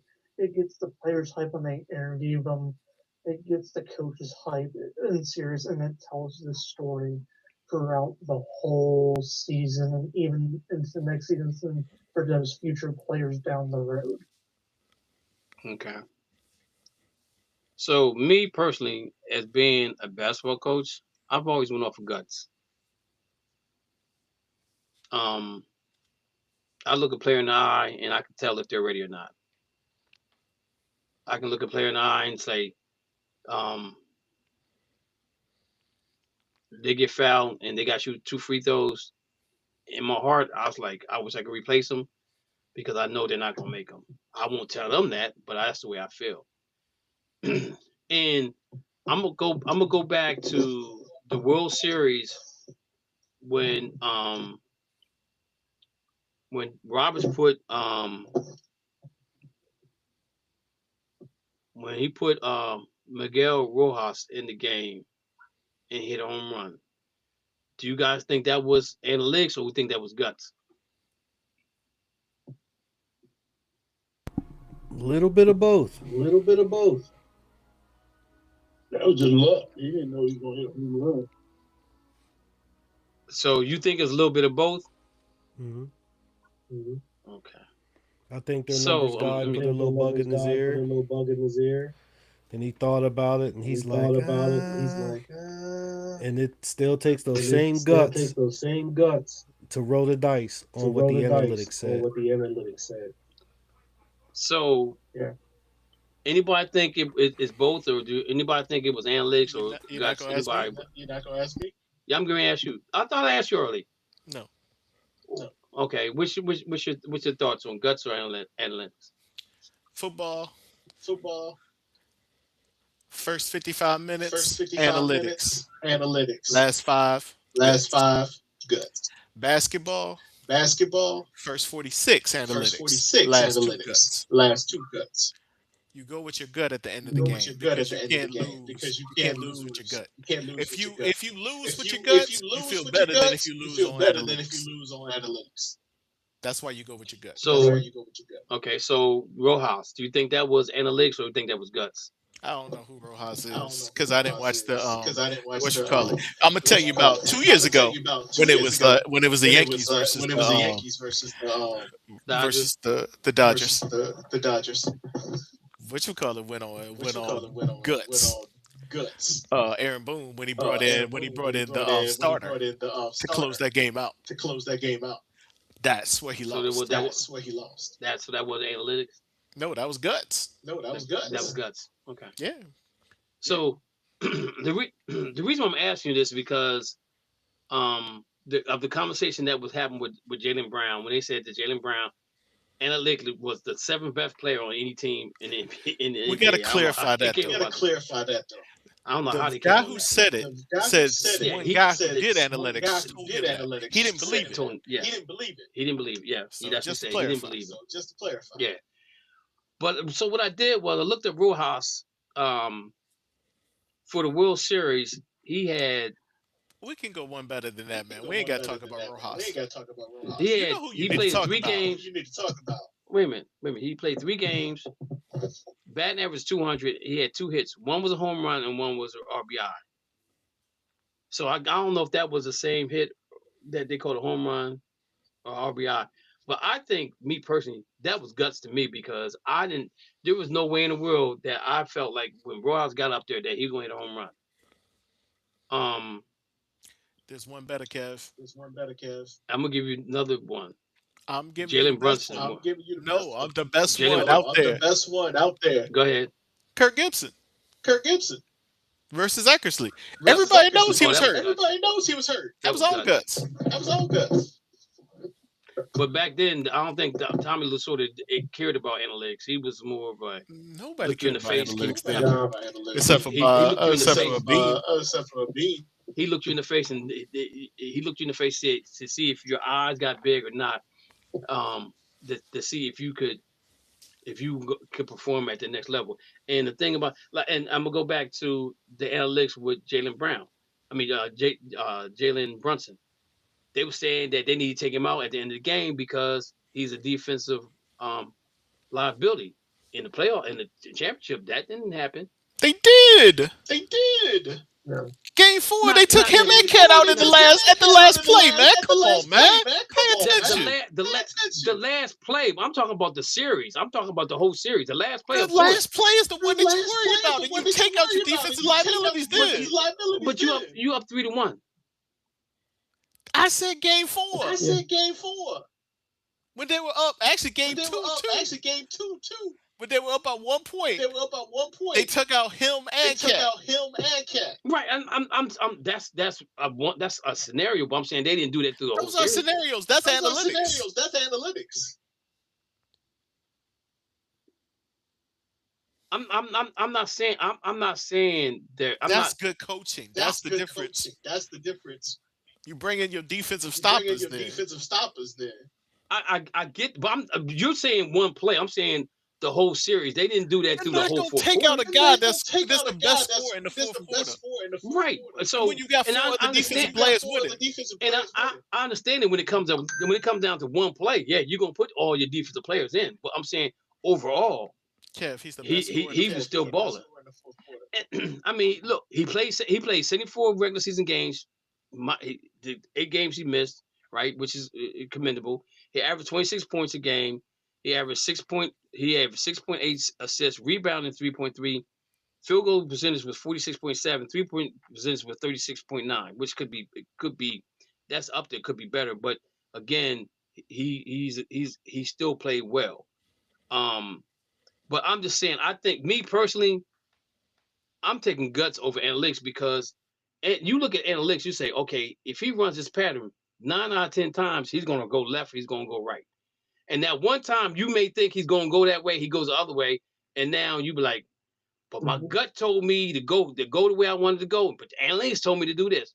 So those types of plays is the ones that may win or break a game for you.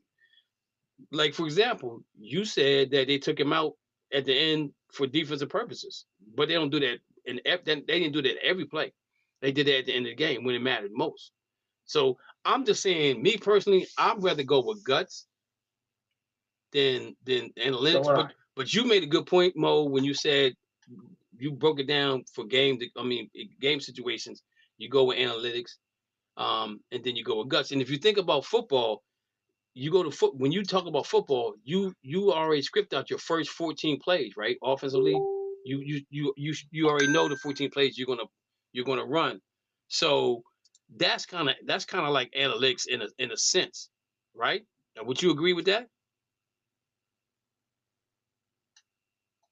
Yeah, I agree Right. with that. So, but then if you go down 10-0, you throwing analytics out the window, and you gonna start playing. Well, you gonna start playing football. Nope. That's the difference. That's the difference. Mike Brown did not throw analytics out of it. No, I'm not. I'm saying football wise. I'm saying football. I'm talking about football wise. The Knicks stayed with the analytics until the end. That's why they won. The reason that they lost game four is because he went with his gut. Actually, I think he went with analytics. Because he should have stayed with his gut, because he should have stepped game 3. He should have kept playing what was his name? Jordan Clarkson. And also I think Alvarado. They were playing game 3. And then he took him out, and he went back to Deuce, and he went back to somebody else. Oh, he went back to Landry Shamet, who both had bad games. He went back to them. That's why they lost. Game 4, game 5, he stayed with the analytics of the guys who were playing well. So let me see where we're at. So it says analytics, gut feeling each have strength and best decisions, often combine both. Analytics based on data, possibility, and evidence. Gut based on experience, intuition, and pattern of recognition. Consistent and measurables, fast and adaptable. Helps reduce bias. It says help reduce bias. So they're saying that you may have a player that you know that can ball, but you're not going to put in because the analytics say, nah, he can't ball right now. You know, like, for example, when Pat Riley was a New York Knicks coach, and he kept telling John Starks to keep shooting, he was being biased. So was that gut feeling or was that analytics? That, to me, that probably was guts. A gut feeling says can detect factors that aren't captured by data, right? Analytics says best to repeat decisions with lots of historical data. Gut feeling best when information is incomplete or situations are novel. Analytics can miss context or human factors. So human factors is something. And then it says gut feelings can be influenced by cognitive bias and emotions. So it could go both ways. So I just wanted to throw that out there with you guys. So yeah, I was looking at an article today that's talking about the uniforms in the NFL, right? And I guess I think there's only one team that has 2 uniforms, which is the Houston Texans, I think. But they were saying that the worst color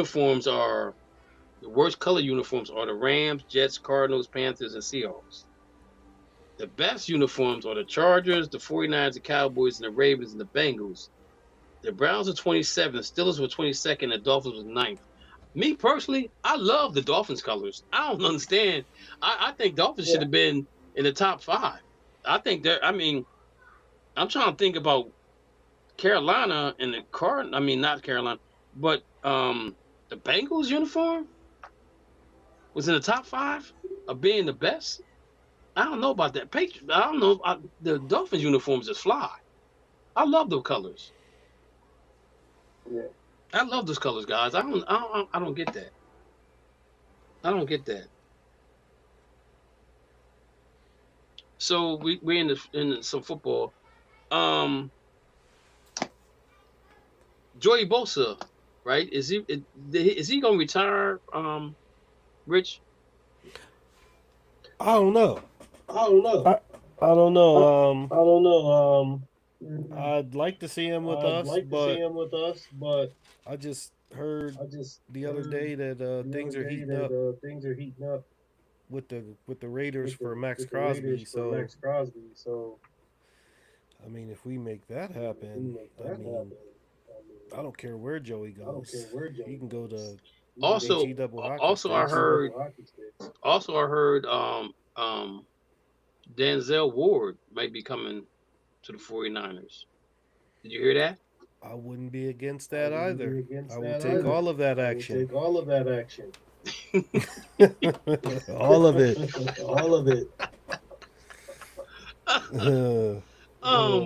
So now that we're in football, it says takeaways for every team for summer break, right? So I'm gonna read up on a couple teams here that we have.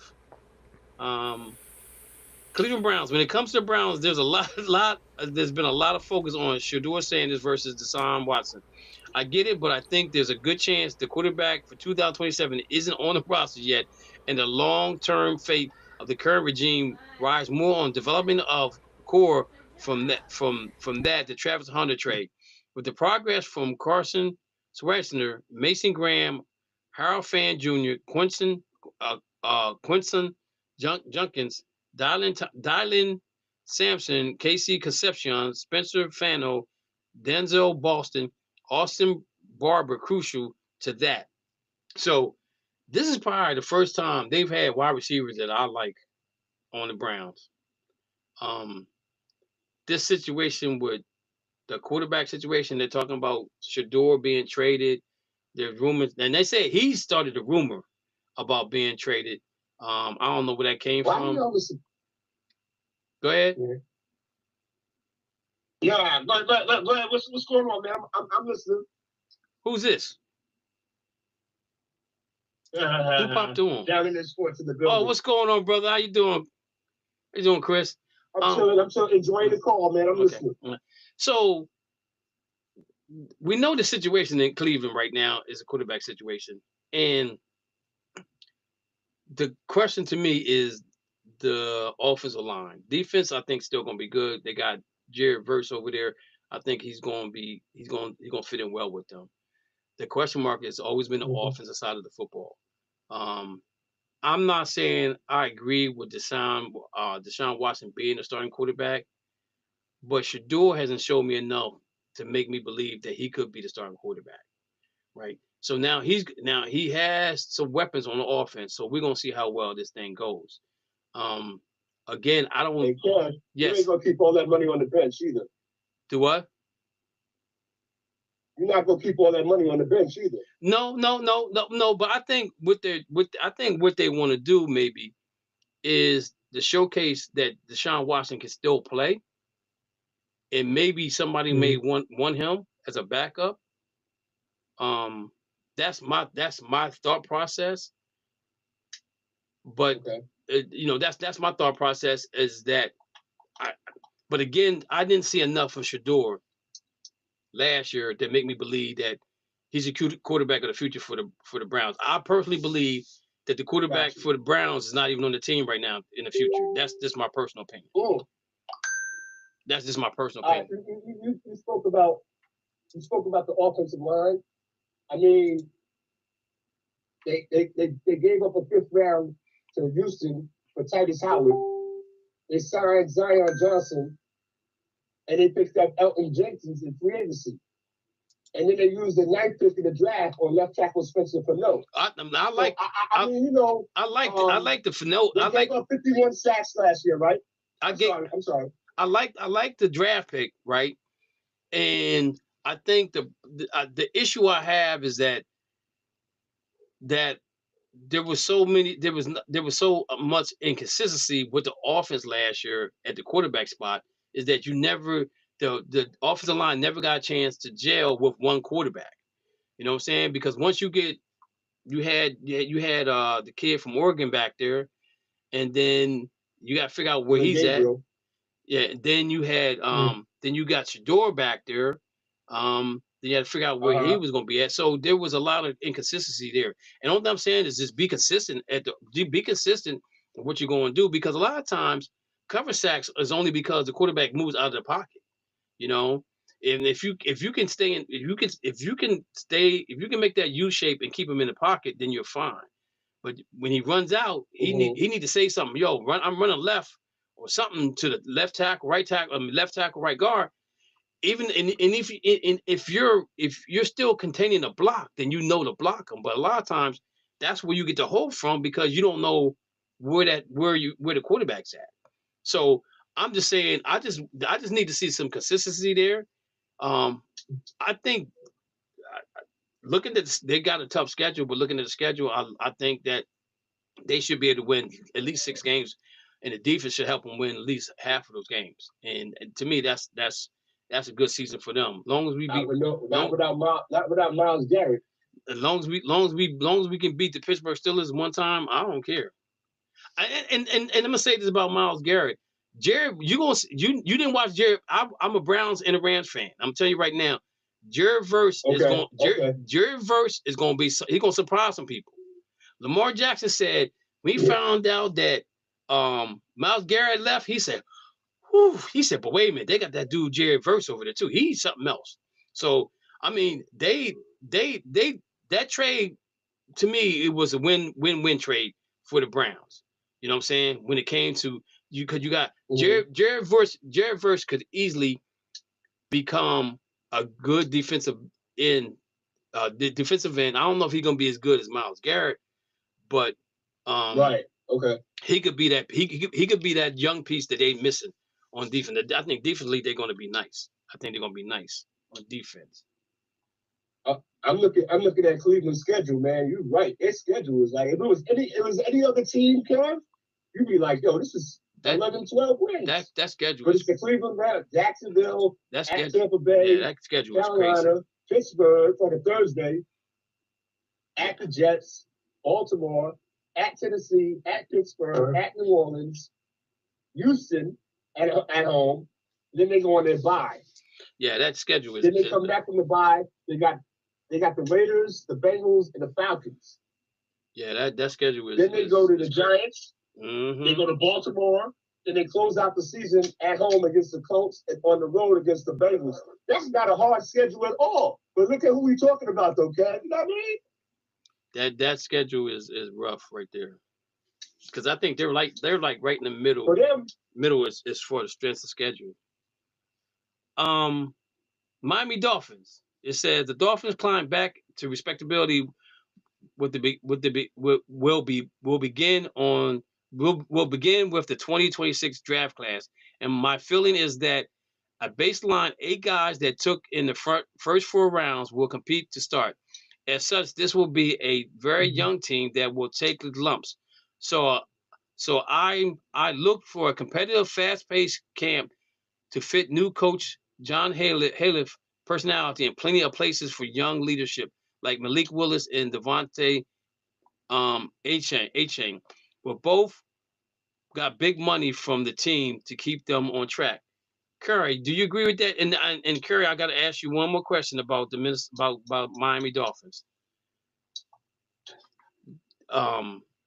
Lamar Jackson ain't talking contract yet. Every time if they don't do anything this season with his contract, he's closer to coming to Miami. So, what's your thoughts on the Dolphins and what I read? I agree with some of it. They do have to make strides with those players, but I just don't expect them to be a good team this year. There's just too many holes there and I do like the strategy that they're doing, but you know they're getting younger and cheaper, so that's building for the future. Where in the past they would always try to win the free agent battle. Hey, we got this player, but we didn't do anything with those players. So so they're on the right track to do it the right way. Malik Willis is going to be a key player for them. At least if he don't pan out, they're not going to be on the hook with a bunch of money like there was with Tua. play like he still is with him. But yeah, I don't see Lamar Jackson coming to Miami. Now the owner was in love with Lamar Jackson before Baltimore drafted him, but they chose to go a different route. But at any rate, I don't see him coming at this late in his career. And I tell you, I think Malik, I would love to see him do well there. He got his opportunity. Oh yeah, me too. And the thing about it is, he never got his opportunity with Tennessee. Yeah. And I don't understand how you draft a quarterback, and in the preseason game you tell him not to run, but that's what made him be who he was when he's in college. That made no sense at all. That made me feel like y'all just drafted him just to draft him, to say y'all drafted him, because you didn't allow him to do what he did in college. That made him the player he was. So hopefully he gets an opportunity to shine shine in Miami. That's one player I'm pulling for. Next up, Pittsburgh Steelers. There's a real balance of that's homecoming Steelers coach Mike McCarthy will have to strike between managing the old roster. Let me say that again. Managing an older roster, establishing his program generally. Year one isn't when you take the foot off the gas. The good news is McCarthy has always been willing to change and adapt to conditions around him. He had a veteran team in the past, which tells me that he have a good game plan for having Aaron Rodgers, T.J. Watt, Jalen Ramsey, Cam Hayward, and the rest of the franchise elders statements both rested and ready for week one. Making sure that doesn't affect the rest of the team will be the tricky part. What's your thoughts on that, Mo? I agree. It's a veteran team. It's probably the best team we've had in a long time. We feel holes at wide receiver, and also cornerback, and brought in a couple of safeties. So we'll see. I mean, it's a veteran team. It's about holding them accountable. I'm excited to see what Patrick Graham can unleash with that defense. Tomlin was tired. Yes. He said he was tired, and he was tired for the last couple of years, most likely. So we're gonna see what that defense can bring this year. And if it can, we beating Cleveland in Cleveland.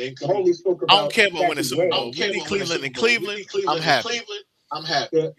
Tired of losing that game. The Steelers defense gave up a lot of yards last year. We did. Not that many points. They were among the best in the league at bending and not breaking. True. I think so. I mean, they don't have to worry about their red zone defense. They got to worry about everything else. But we ain't got to worry about that because we also got to lock down corner on the outside again. I want to see what's going to happen with Jalen Ramsey. My fault. What? The AFC New York Giants. So we got a couple Giants fans on, so we're gonna hit them up real quick. No matter of fact, let me go to 49ers. Let me go to 49ers because we run out of time real quick. I guess the most obvious question for the 49ers at this point in the calendar is how Brandon Ayuk drama concludes. For simply when he shows up, he hasn't yet. He'll be shown the door. Once the 49ers get past that, this will be a very big camp for developing a layer of a young talent behind established Super Bowl core. Brock Purdy, Christian McCaffrey, George Kittle, Trent Williams, Nick Bosa, Fred Warner among the key names in the regard, with Michael Williams coming off a torn ACL, Rick Purcell, Alfred Collins, Renardo Green, and Upton Stout. So what's up with that, Rich? How you looking at it? And matter of fact, we're gonna go over 2 hours, so we can talk day by team. What's up? You okay with that, Rich? Yeah, I'm straight with all of that. We going to the Super Bowl. You know, that's what it. Well, okay. Let me say this. Let me say this. It's Super Bowl or bust. Like it ain't. That's even worse. Yeah. We can't. I gotta agree with you because they got to do a lot of traveling, yo. Those international games will kill them. How many? You only got how many international games y'all have, Rich? How many what? International. International 2. games you have. 2. We got Where's the second Mexico one? City. We got Mexico City. Oh, in Mexico, that Australia. ain't that In far. Australia. Mexico ain't that far. Australia. The Yeah, first one is Melbourne, Australia. Yeah, that first one, that makes no sense at all. The commissioner needs to stop that. That doesn't And make when know they what talk that's about the about, though. traveling, Talk about the traveling. It's all about money. the Niners travel every year. Every year. Usually at the end of the year, we Usually have at the the end of most the year, we have the most most miles most miles of any team in the of any NFL, team in the NFL, and we always have a winning and we record. always have a winning record. And we're like right And on the we're, knocking like, at the right on Hey, door. yo, what knocking you at the think? door. What you think about the Niners having to give up a home game? I mean, whatever. Whatever. We're road warriors. We're road warriors. All right. I mean, we always been We always been. since Jim Harbaugh. Since Jim Harbaugh, Road warriors. road I warriors. mean, we've had some bad coaching we've in had some between bad coaching in that between transition, but once Shanahan came in, I mean, he had to do a couple seasons, put his team on the field, and it's been popping ever since. So it says if you mean if it says teams that usually travel the most: Seattle, 49ers, Rams, Chargers, and Arizona. Yeah. Lowest travel was the Dolphins, Patriots, Giants, the Jets, and the Buffalo Bills. Ain't that something? Most travel is usually the Seattle Seahawks coming to the East Coast. All right. Let's go to the Giants. The Giants are not devoid of talent. There isn't really any area of the roster. Huh? Who are Giant fans on here? Lou's a Jets fan. Let me see. We got Ray's a Giants fan. Chris is a Giants fan. Okay, those two. Okay. That makes Wait a minute, Chris. Wait a minute, you ain't a Giants fan. I thought you was New York everything. Nah, yo. It's fluctuation over here, man. Who's your football team then? You trying to play me out. Wait a minute, you like the Bucks, right? Is it the Bucks? I've been a Tampa Bay Buccaneers fan since 1976. When they had them popsicle uniforms. From the beginning, huh? Creamsicle, man. Ray, Creamsicle, man. Ray, you're a Giants fan, right? Yes, I am. Okay. Somebody got to do it. Exactly. Yes, they need guys such as Jackson Dart, Abdul Carter to take the step forward for the first round to help solidify the line. But pretty much every need has been addressed. So the biggest question will be Malik Neighbors' health. He's had a couple setbacks coming back from his torn ACL. His presence alone changes the face of John's entire skills. Well, you'll see it when he comes back week 1. Ray, so how big is this issue with Jackson and Carter when it comes to the situation with the president? Do you think that divided the team? Do you think that made the team stronger? Oof. I think there's a problem there. Because you have yet to sit down with the players and discuss this, not over the coach telling you to sit down and discuss this. Because my thing is, whether you're Republican or Democrat, it means nothing. But when you do stuff that's just outrageous at the Rock, and you come from, which is white, and then you go to old Mississippi, which is the racist, and now you want to shuck and jive and dance and prance and I didn't even say prancing. Prance. Yes, you did. Okay. He wants to do all this. He wants to do all of that. Was he down there frolicking? Yeah, that's too. Right. All of that too. And now he wants to go back in and say, I'm here. I'm one of you guys. That's a difficult sell. We all work in places and spaces where we don't get along with people.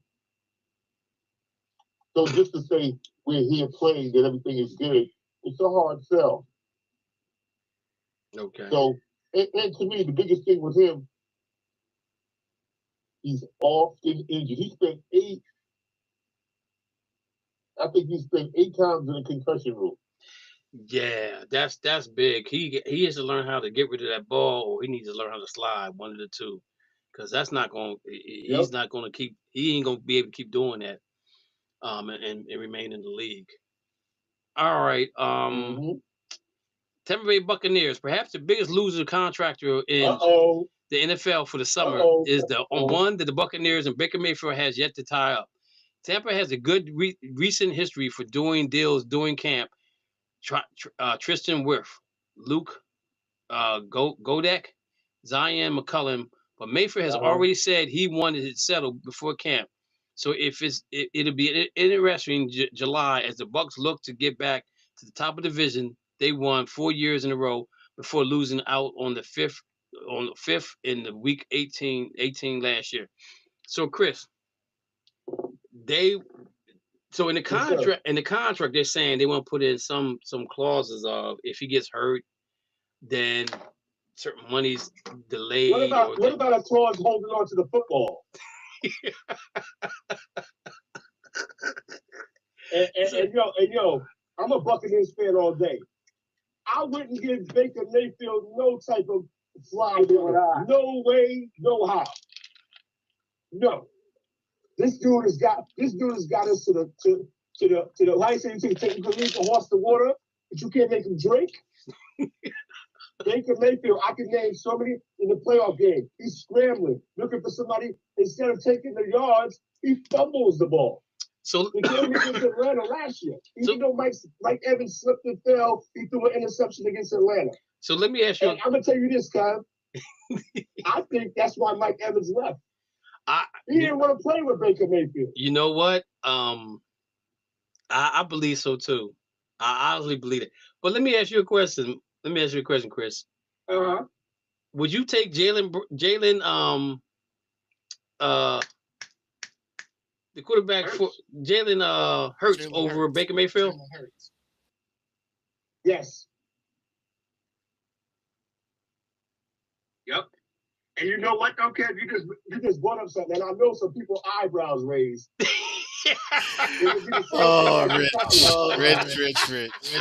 I'm getting off right now. I ain't staying on here for another hour.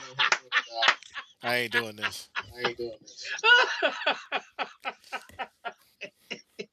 I'm just saying, yo. I would take Jalen Hurts in a heartbeat over Baker Mayfield. Okay. Okay. Hey, Kev, I'm gonna land my plane on this. We seen Baker Mayfield do his garbage number in Cleveland. He went to Carolina. He had a decent start, did some decent things. They wasn't happy. Then he went to the Rams. He did some decent things with the Rams. He wasn't happy. So now he ended up with the Tampa Bay Buccaneers. He reduced our property value. I'm gonna say that. I don't like Baker Mayfield as quarterback in my squad. Wow. Okay. I'm keeping it green, big homie. Okay. All right, let's go to Seattle. All right, Seattle.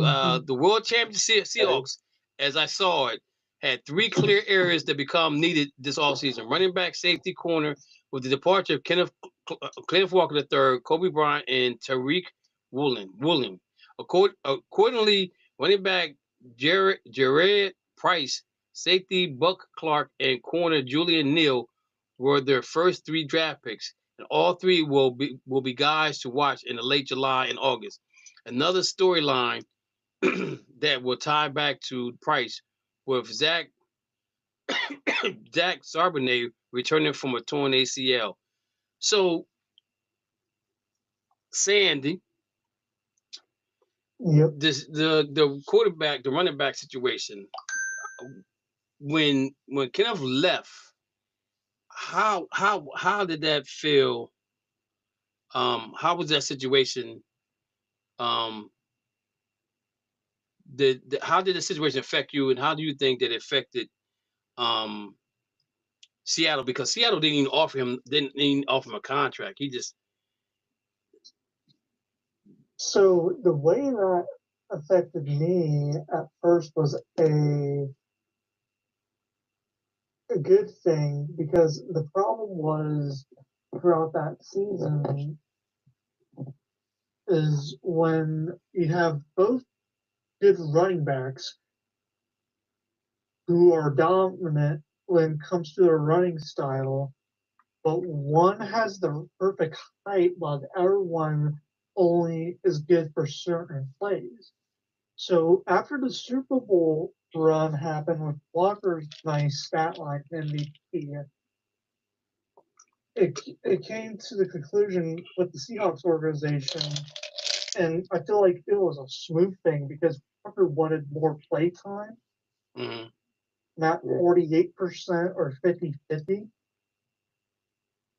And they came to the conclusion that once Charbonnet got his ACL repaired, which it seems like he's recovering very well based on the fact that we got rid of Walker and then did a re-sign, more than likely we're going to find out this season coming up, will Charbonnet put up the same stats like he did before as long as that O-line stays strong like it did in the previous season? Or will Charbonnet get injured early again and the rookie running back from Notre Dame will have to step up? And then it's kind of the storyline, because the question will be now, how strong is Kenneth Walker actually going to be within that KCO line? Okay. Because we don't know if he's a bust or not. Because Charbonnet, we know he's physical and strong. He's more muscular than Walker is. And Yeah. he's perfect height. Question is, who's going to stay healthy this season coming up to get to 1,000 rushing yards? Okay. Last but not least, we need the Dallas Cowboys for Lou.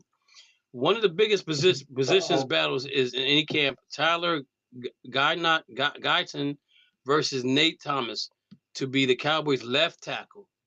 If Brian Schottenheimer and Clayton Adams can make this spot a strength, then the line could be the team's foundation. And Dak Prescott will be everything he needs around him to have a career year. And with Christian Parker, the potential difference maker on defense coordinator, Dallas will be positioned to take advantage of the wide opening NFC East. Lou, what's your thoughts on the Dallas Cowboys?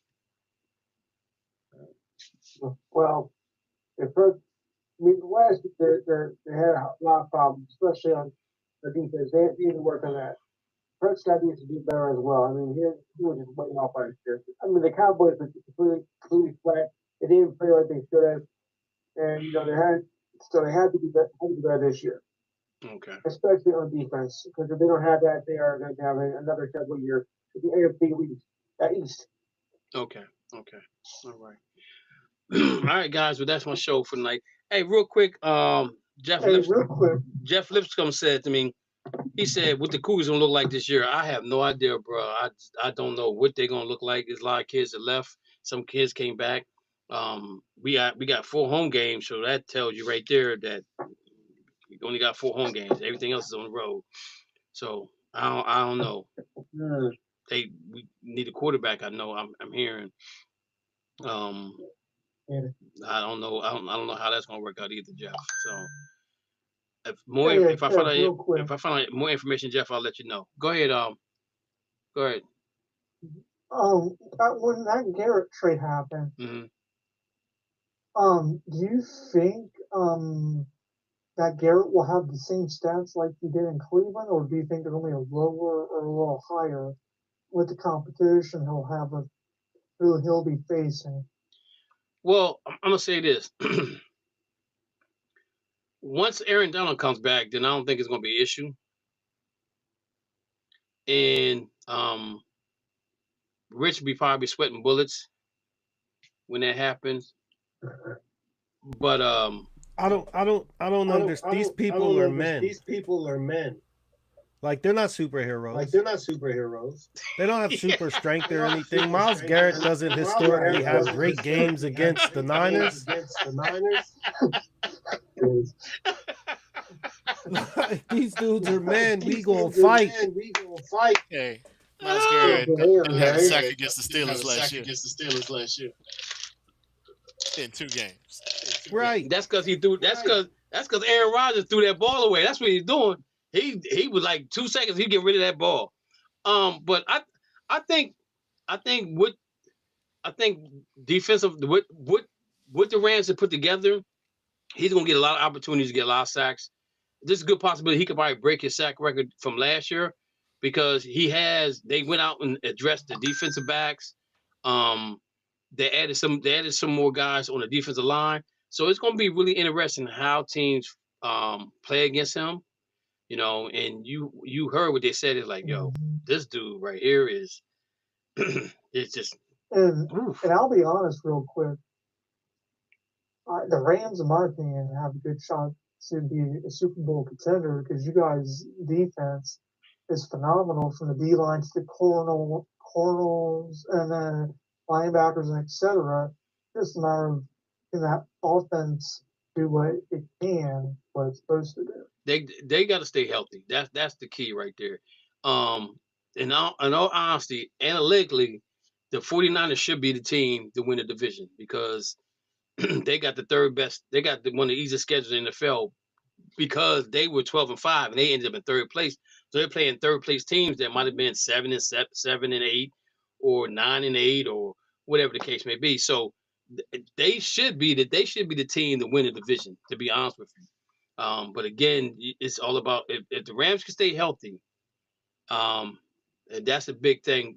Stafford has to be, and then they got a situation with the one tackle who had got in trouble with aggravated assault. Supposedly the girl, he thought the girl was taking his picture or videotaping or something. I don't know. I haven't heard anything else about that yet. But you probably should hear more. That's a big blow to them right there at left tackle.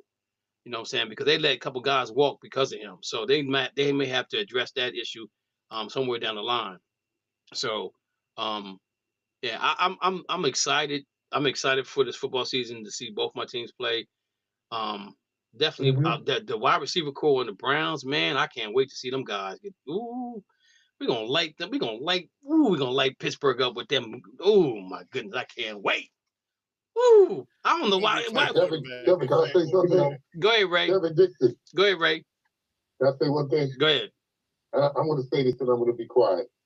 You gonna be brief like underwear? You sound like 76ers fans when they beat Boston. We beat Boston, so we're happy. Oh, I tell people that all the time. Talking like. No, when wow. But my thing is when you win 4 or 5 games constantly, if one of them wins to Pittsburgh, I'm happy with that because they can't talk trash no more. They can't talk trash to me. And the last time we made the playoffs, we beat them in the playoffs.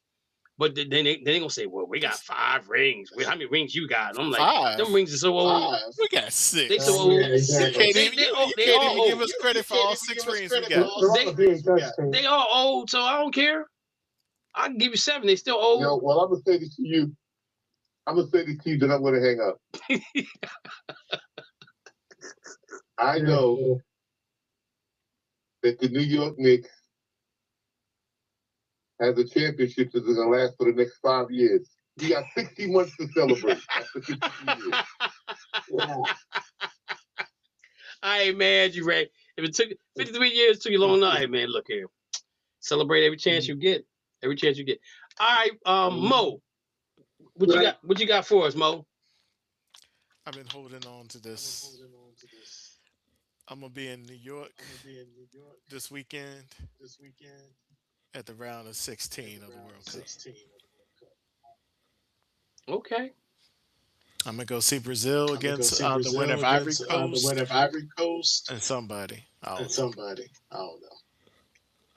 They play tomorrow, so most likely it's gonna be Brazil against Ivory Coast. All right, make sure you take some pictures, man. Yeah. Rich. Hey, Rich. I think his new female friend got him tickets. He ain't gonna tell nobody nothing though.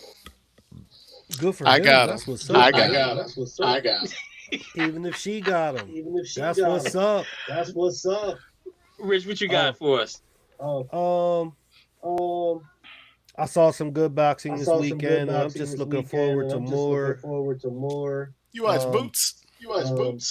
Yeah, Boots should have lost that fight. What channel did it come on? The Zone. Who? That's that. The Zone. It's DAZN. Yeah. It's Oh Lord. one of them buy. You gotta subscribe and then you still gotta pay 80. It's Power crazy. Group TV, baby. Yeah. Oh, What you do is get one of them VC boxes, and you ain't got to worry about none of it. Apollo Group TV. You ain't got to get one. Curry, what you got for us? The Miami Heat, they back. Hey, Wiggins just signed back with them. That's three. That's three Yeah, players. I think they're gonna be all right. They got one more player to get, and that might be LeBron. I don't know. But, hey, all I gotta say is the Heat is back. He is definitely not coming back to Miami. That's the one place for sure. You can write that down, Curry. He ain't coming back to Miami. They don't need LeBron. LeBron need them. And if anything, I would like to see LeBron go out, win him a championship and hit the road. But I don't care if it's in Miami, LA, Cleveland, wherever he go, I'll probably pull for him to win that last one. That'll be it if he get to the finals. But again, Miami don't need him. He needs Miami. Sandy, give me something good. Oh man! Oh well, later this week probably gonna hit minor league baseball up here. I'm gonna see the Akron Rubber Duckies, and then and I don't know if you guys looked lately, because you guys know how like I make friends with the sports community, like with you guys and all. Mm-hmm.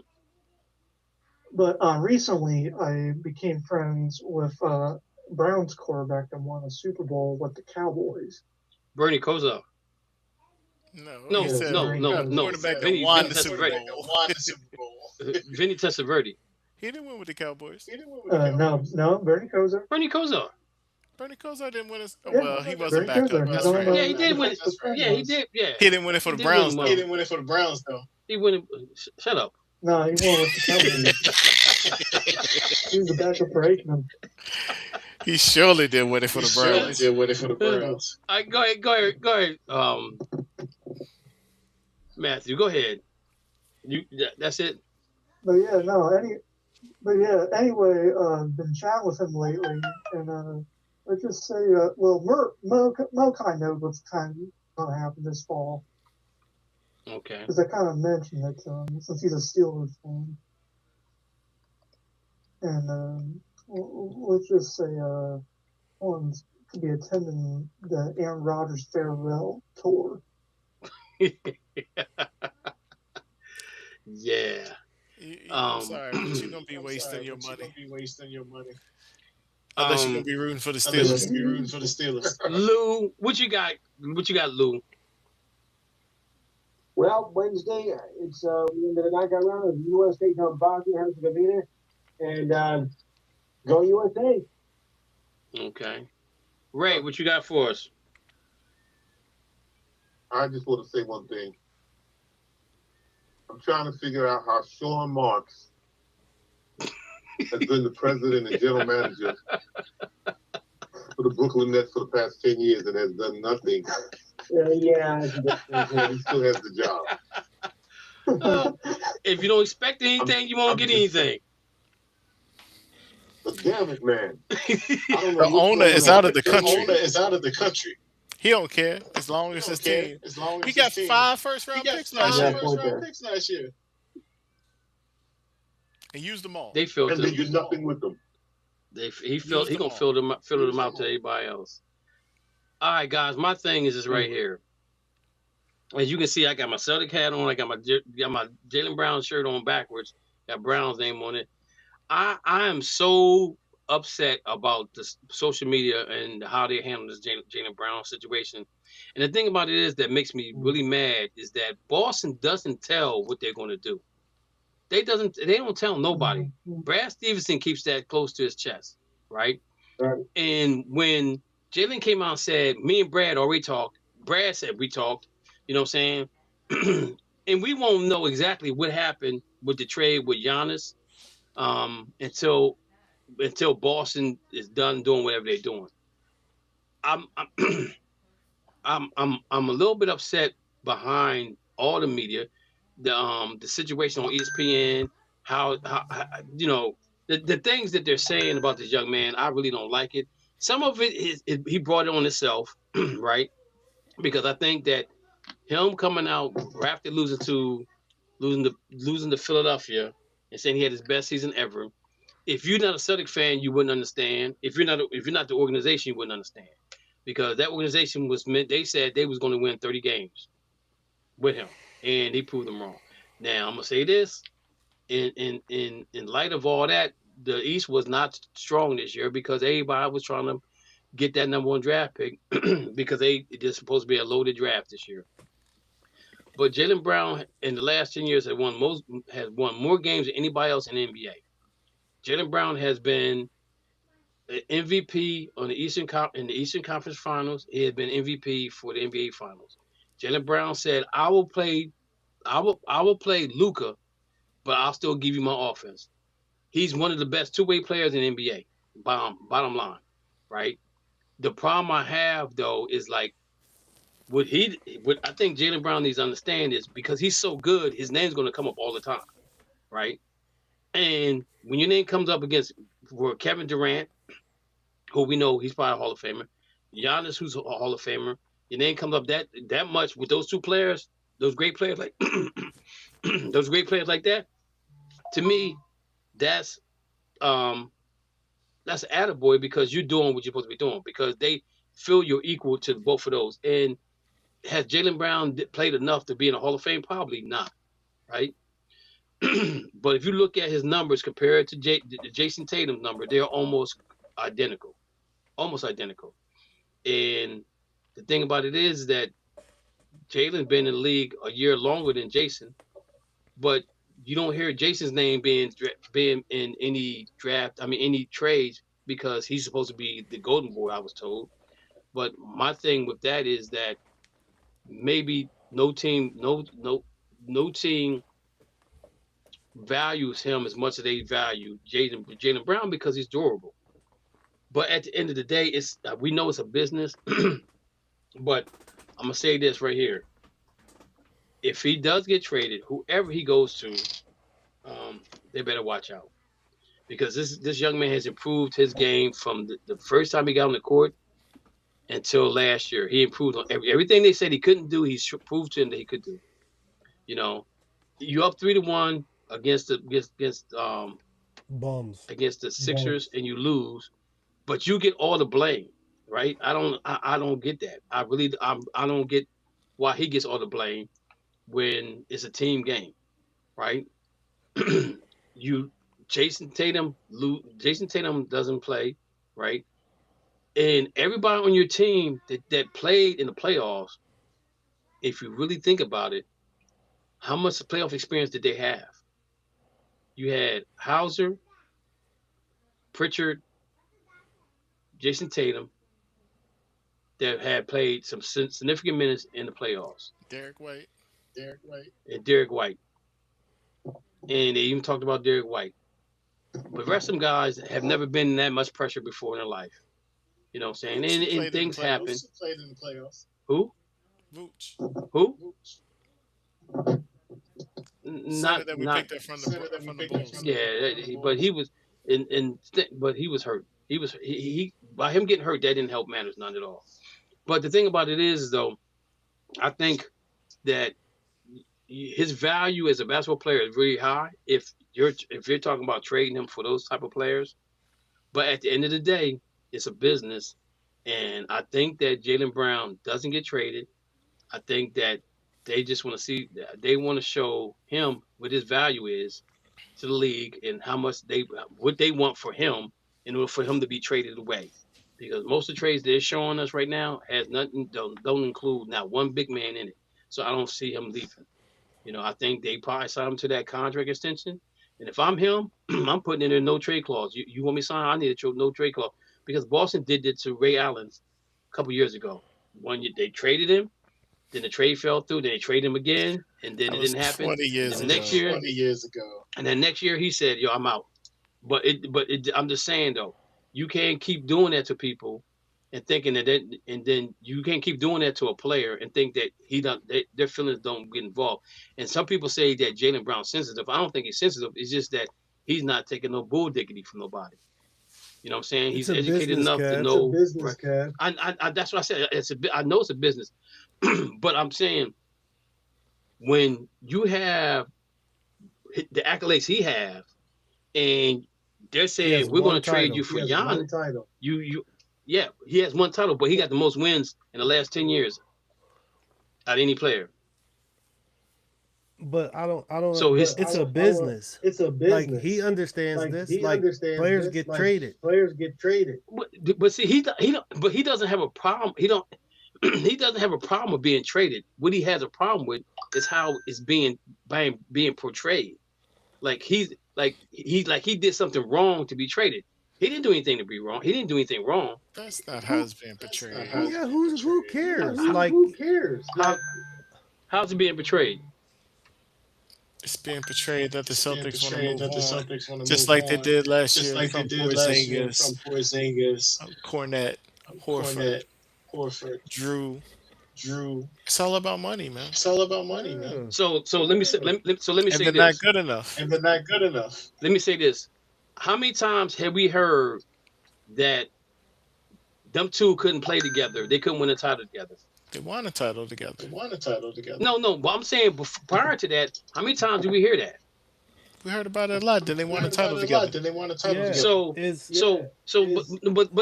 But this goes way back because let me say this to you. When Jaylen Brown was up for a contract, right?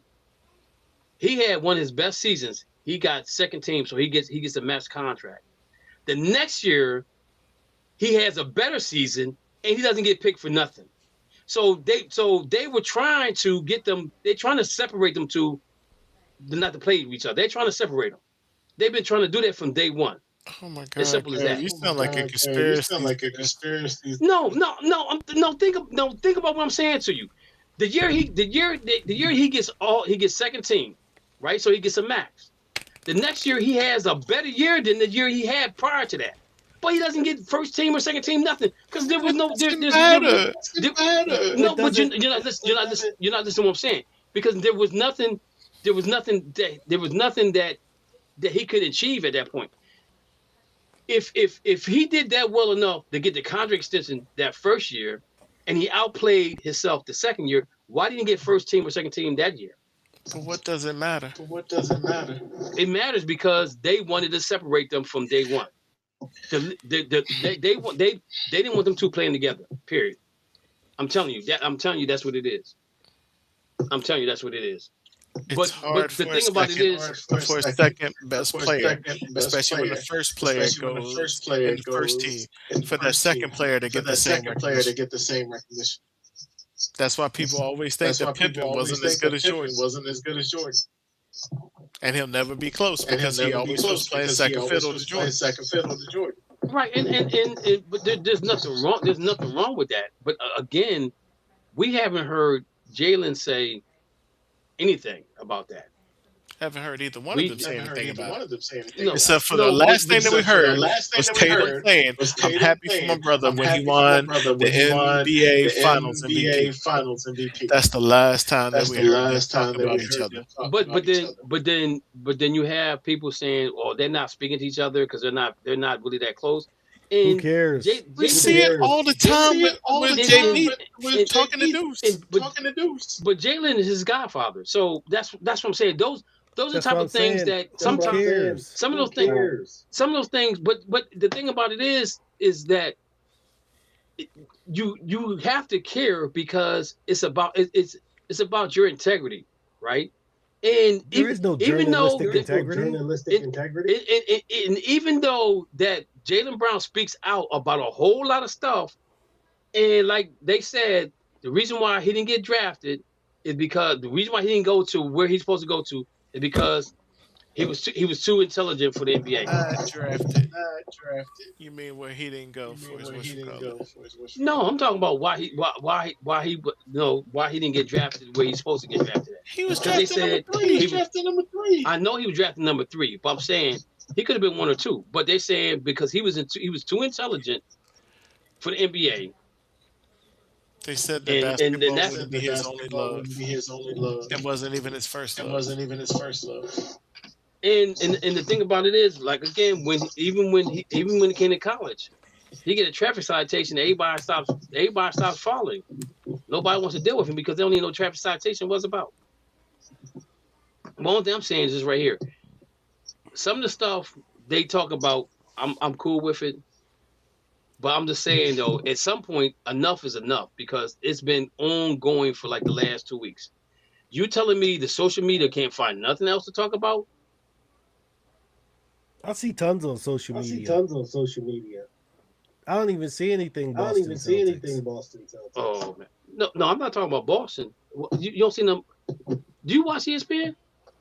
No. ESPN's the worst sports channel in the world. Do you watch whatever's on Fox? Because the last 2 weeks, that's what they've been talking about. That's what they've been talking about. But again, I don't do the big channels. I'm Jalen Brown, all the way. Stay in Boston. He's out of there. They did my boy JoJo White like that. They did Cedric Maxwell like that, and even the situation with Isaiah Thomas, like I was upset that Isaiah left, but they got Kyrie Irving, and that backfired. So sometimes a no trade is the best trade. Isaiah Thomas was the worst star in Boston ever. The guy had a negative plus minus rating because his defense was so terrible. He was just too little. Well, but the thing about it is, I didn't care. I wasn't mad about the trade for the simple fact that I knew they was not going to give him a max contract because what Mo just said. So when the trade went down, I was like shocked of the trade, but it is what it is. Isaiah Thomas is more Jalen Brunson than anybody else in the NBA. That's who he is. He is Isaiah Thomas. But he is a good leader. But they built that team around him. And he took less money. That was smart. They took less money to keep them guys together. So you don't see too many guys doing that before they actually got them. So it wasn't that. Yeah, but because I guess he knew the plan. Yeah. Just real quick, the Red Sox won 6-3. The what? Yankees were losing 5-0 when I was looking. The Red Sox won 6-3. Yeah, he'll make it up in commercials. Yep. Philly's getting pounded again. Good God. Yeah. Where's Cleveland at? I don't see Cleveland score. 4-3. They're down against Texas Rangers. Yankees are down 7-0 at home. Against the Tigers. Detroit. Terrible. What is going on? But that man. Hey, Rich, what's the final score of the Red Sox game? 6-3. 6-3. Uh-huh. I told you. You won. The engine running. Vroom, vroom, vroom. 9.5 games out. And 9.5 games out of first place. The little train that could. All right, guys. I love y'all, man. Y'all have a good holiday, man. I'll holler back at y'all. Peace. Yeah. The engine is revving up. It's terrible. Thank you for listening to the Just Us Sports Talk Show. You have been entertained in the sports world by K. Dix from Harrisburg, Pennsylvania, the small city with a large heart, Dana the Hater Clark from St. Petersburg, Florida, and Murray E. Baskerville from Gotta Be More Careful, Baltimore, Maryland.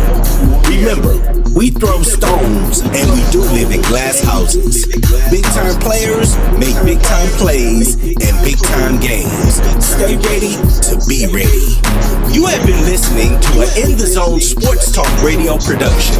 Remember, you can hear us again on star107fm.com on Saturdays from 11 a.m. to 1 p.m. Eastern Standard Time. Be sure to download the Try99 TV app on any smart device and subscribe to In the Zone Sports Talk Television. The cost is $4.95. Thank you in advance for your support.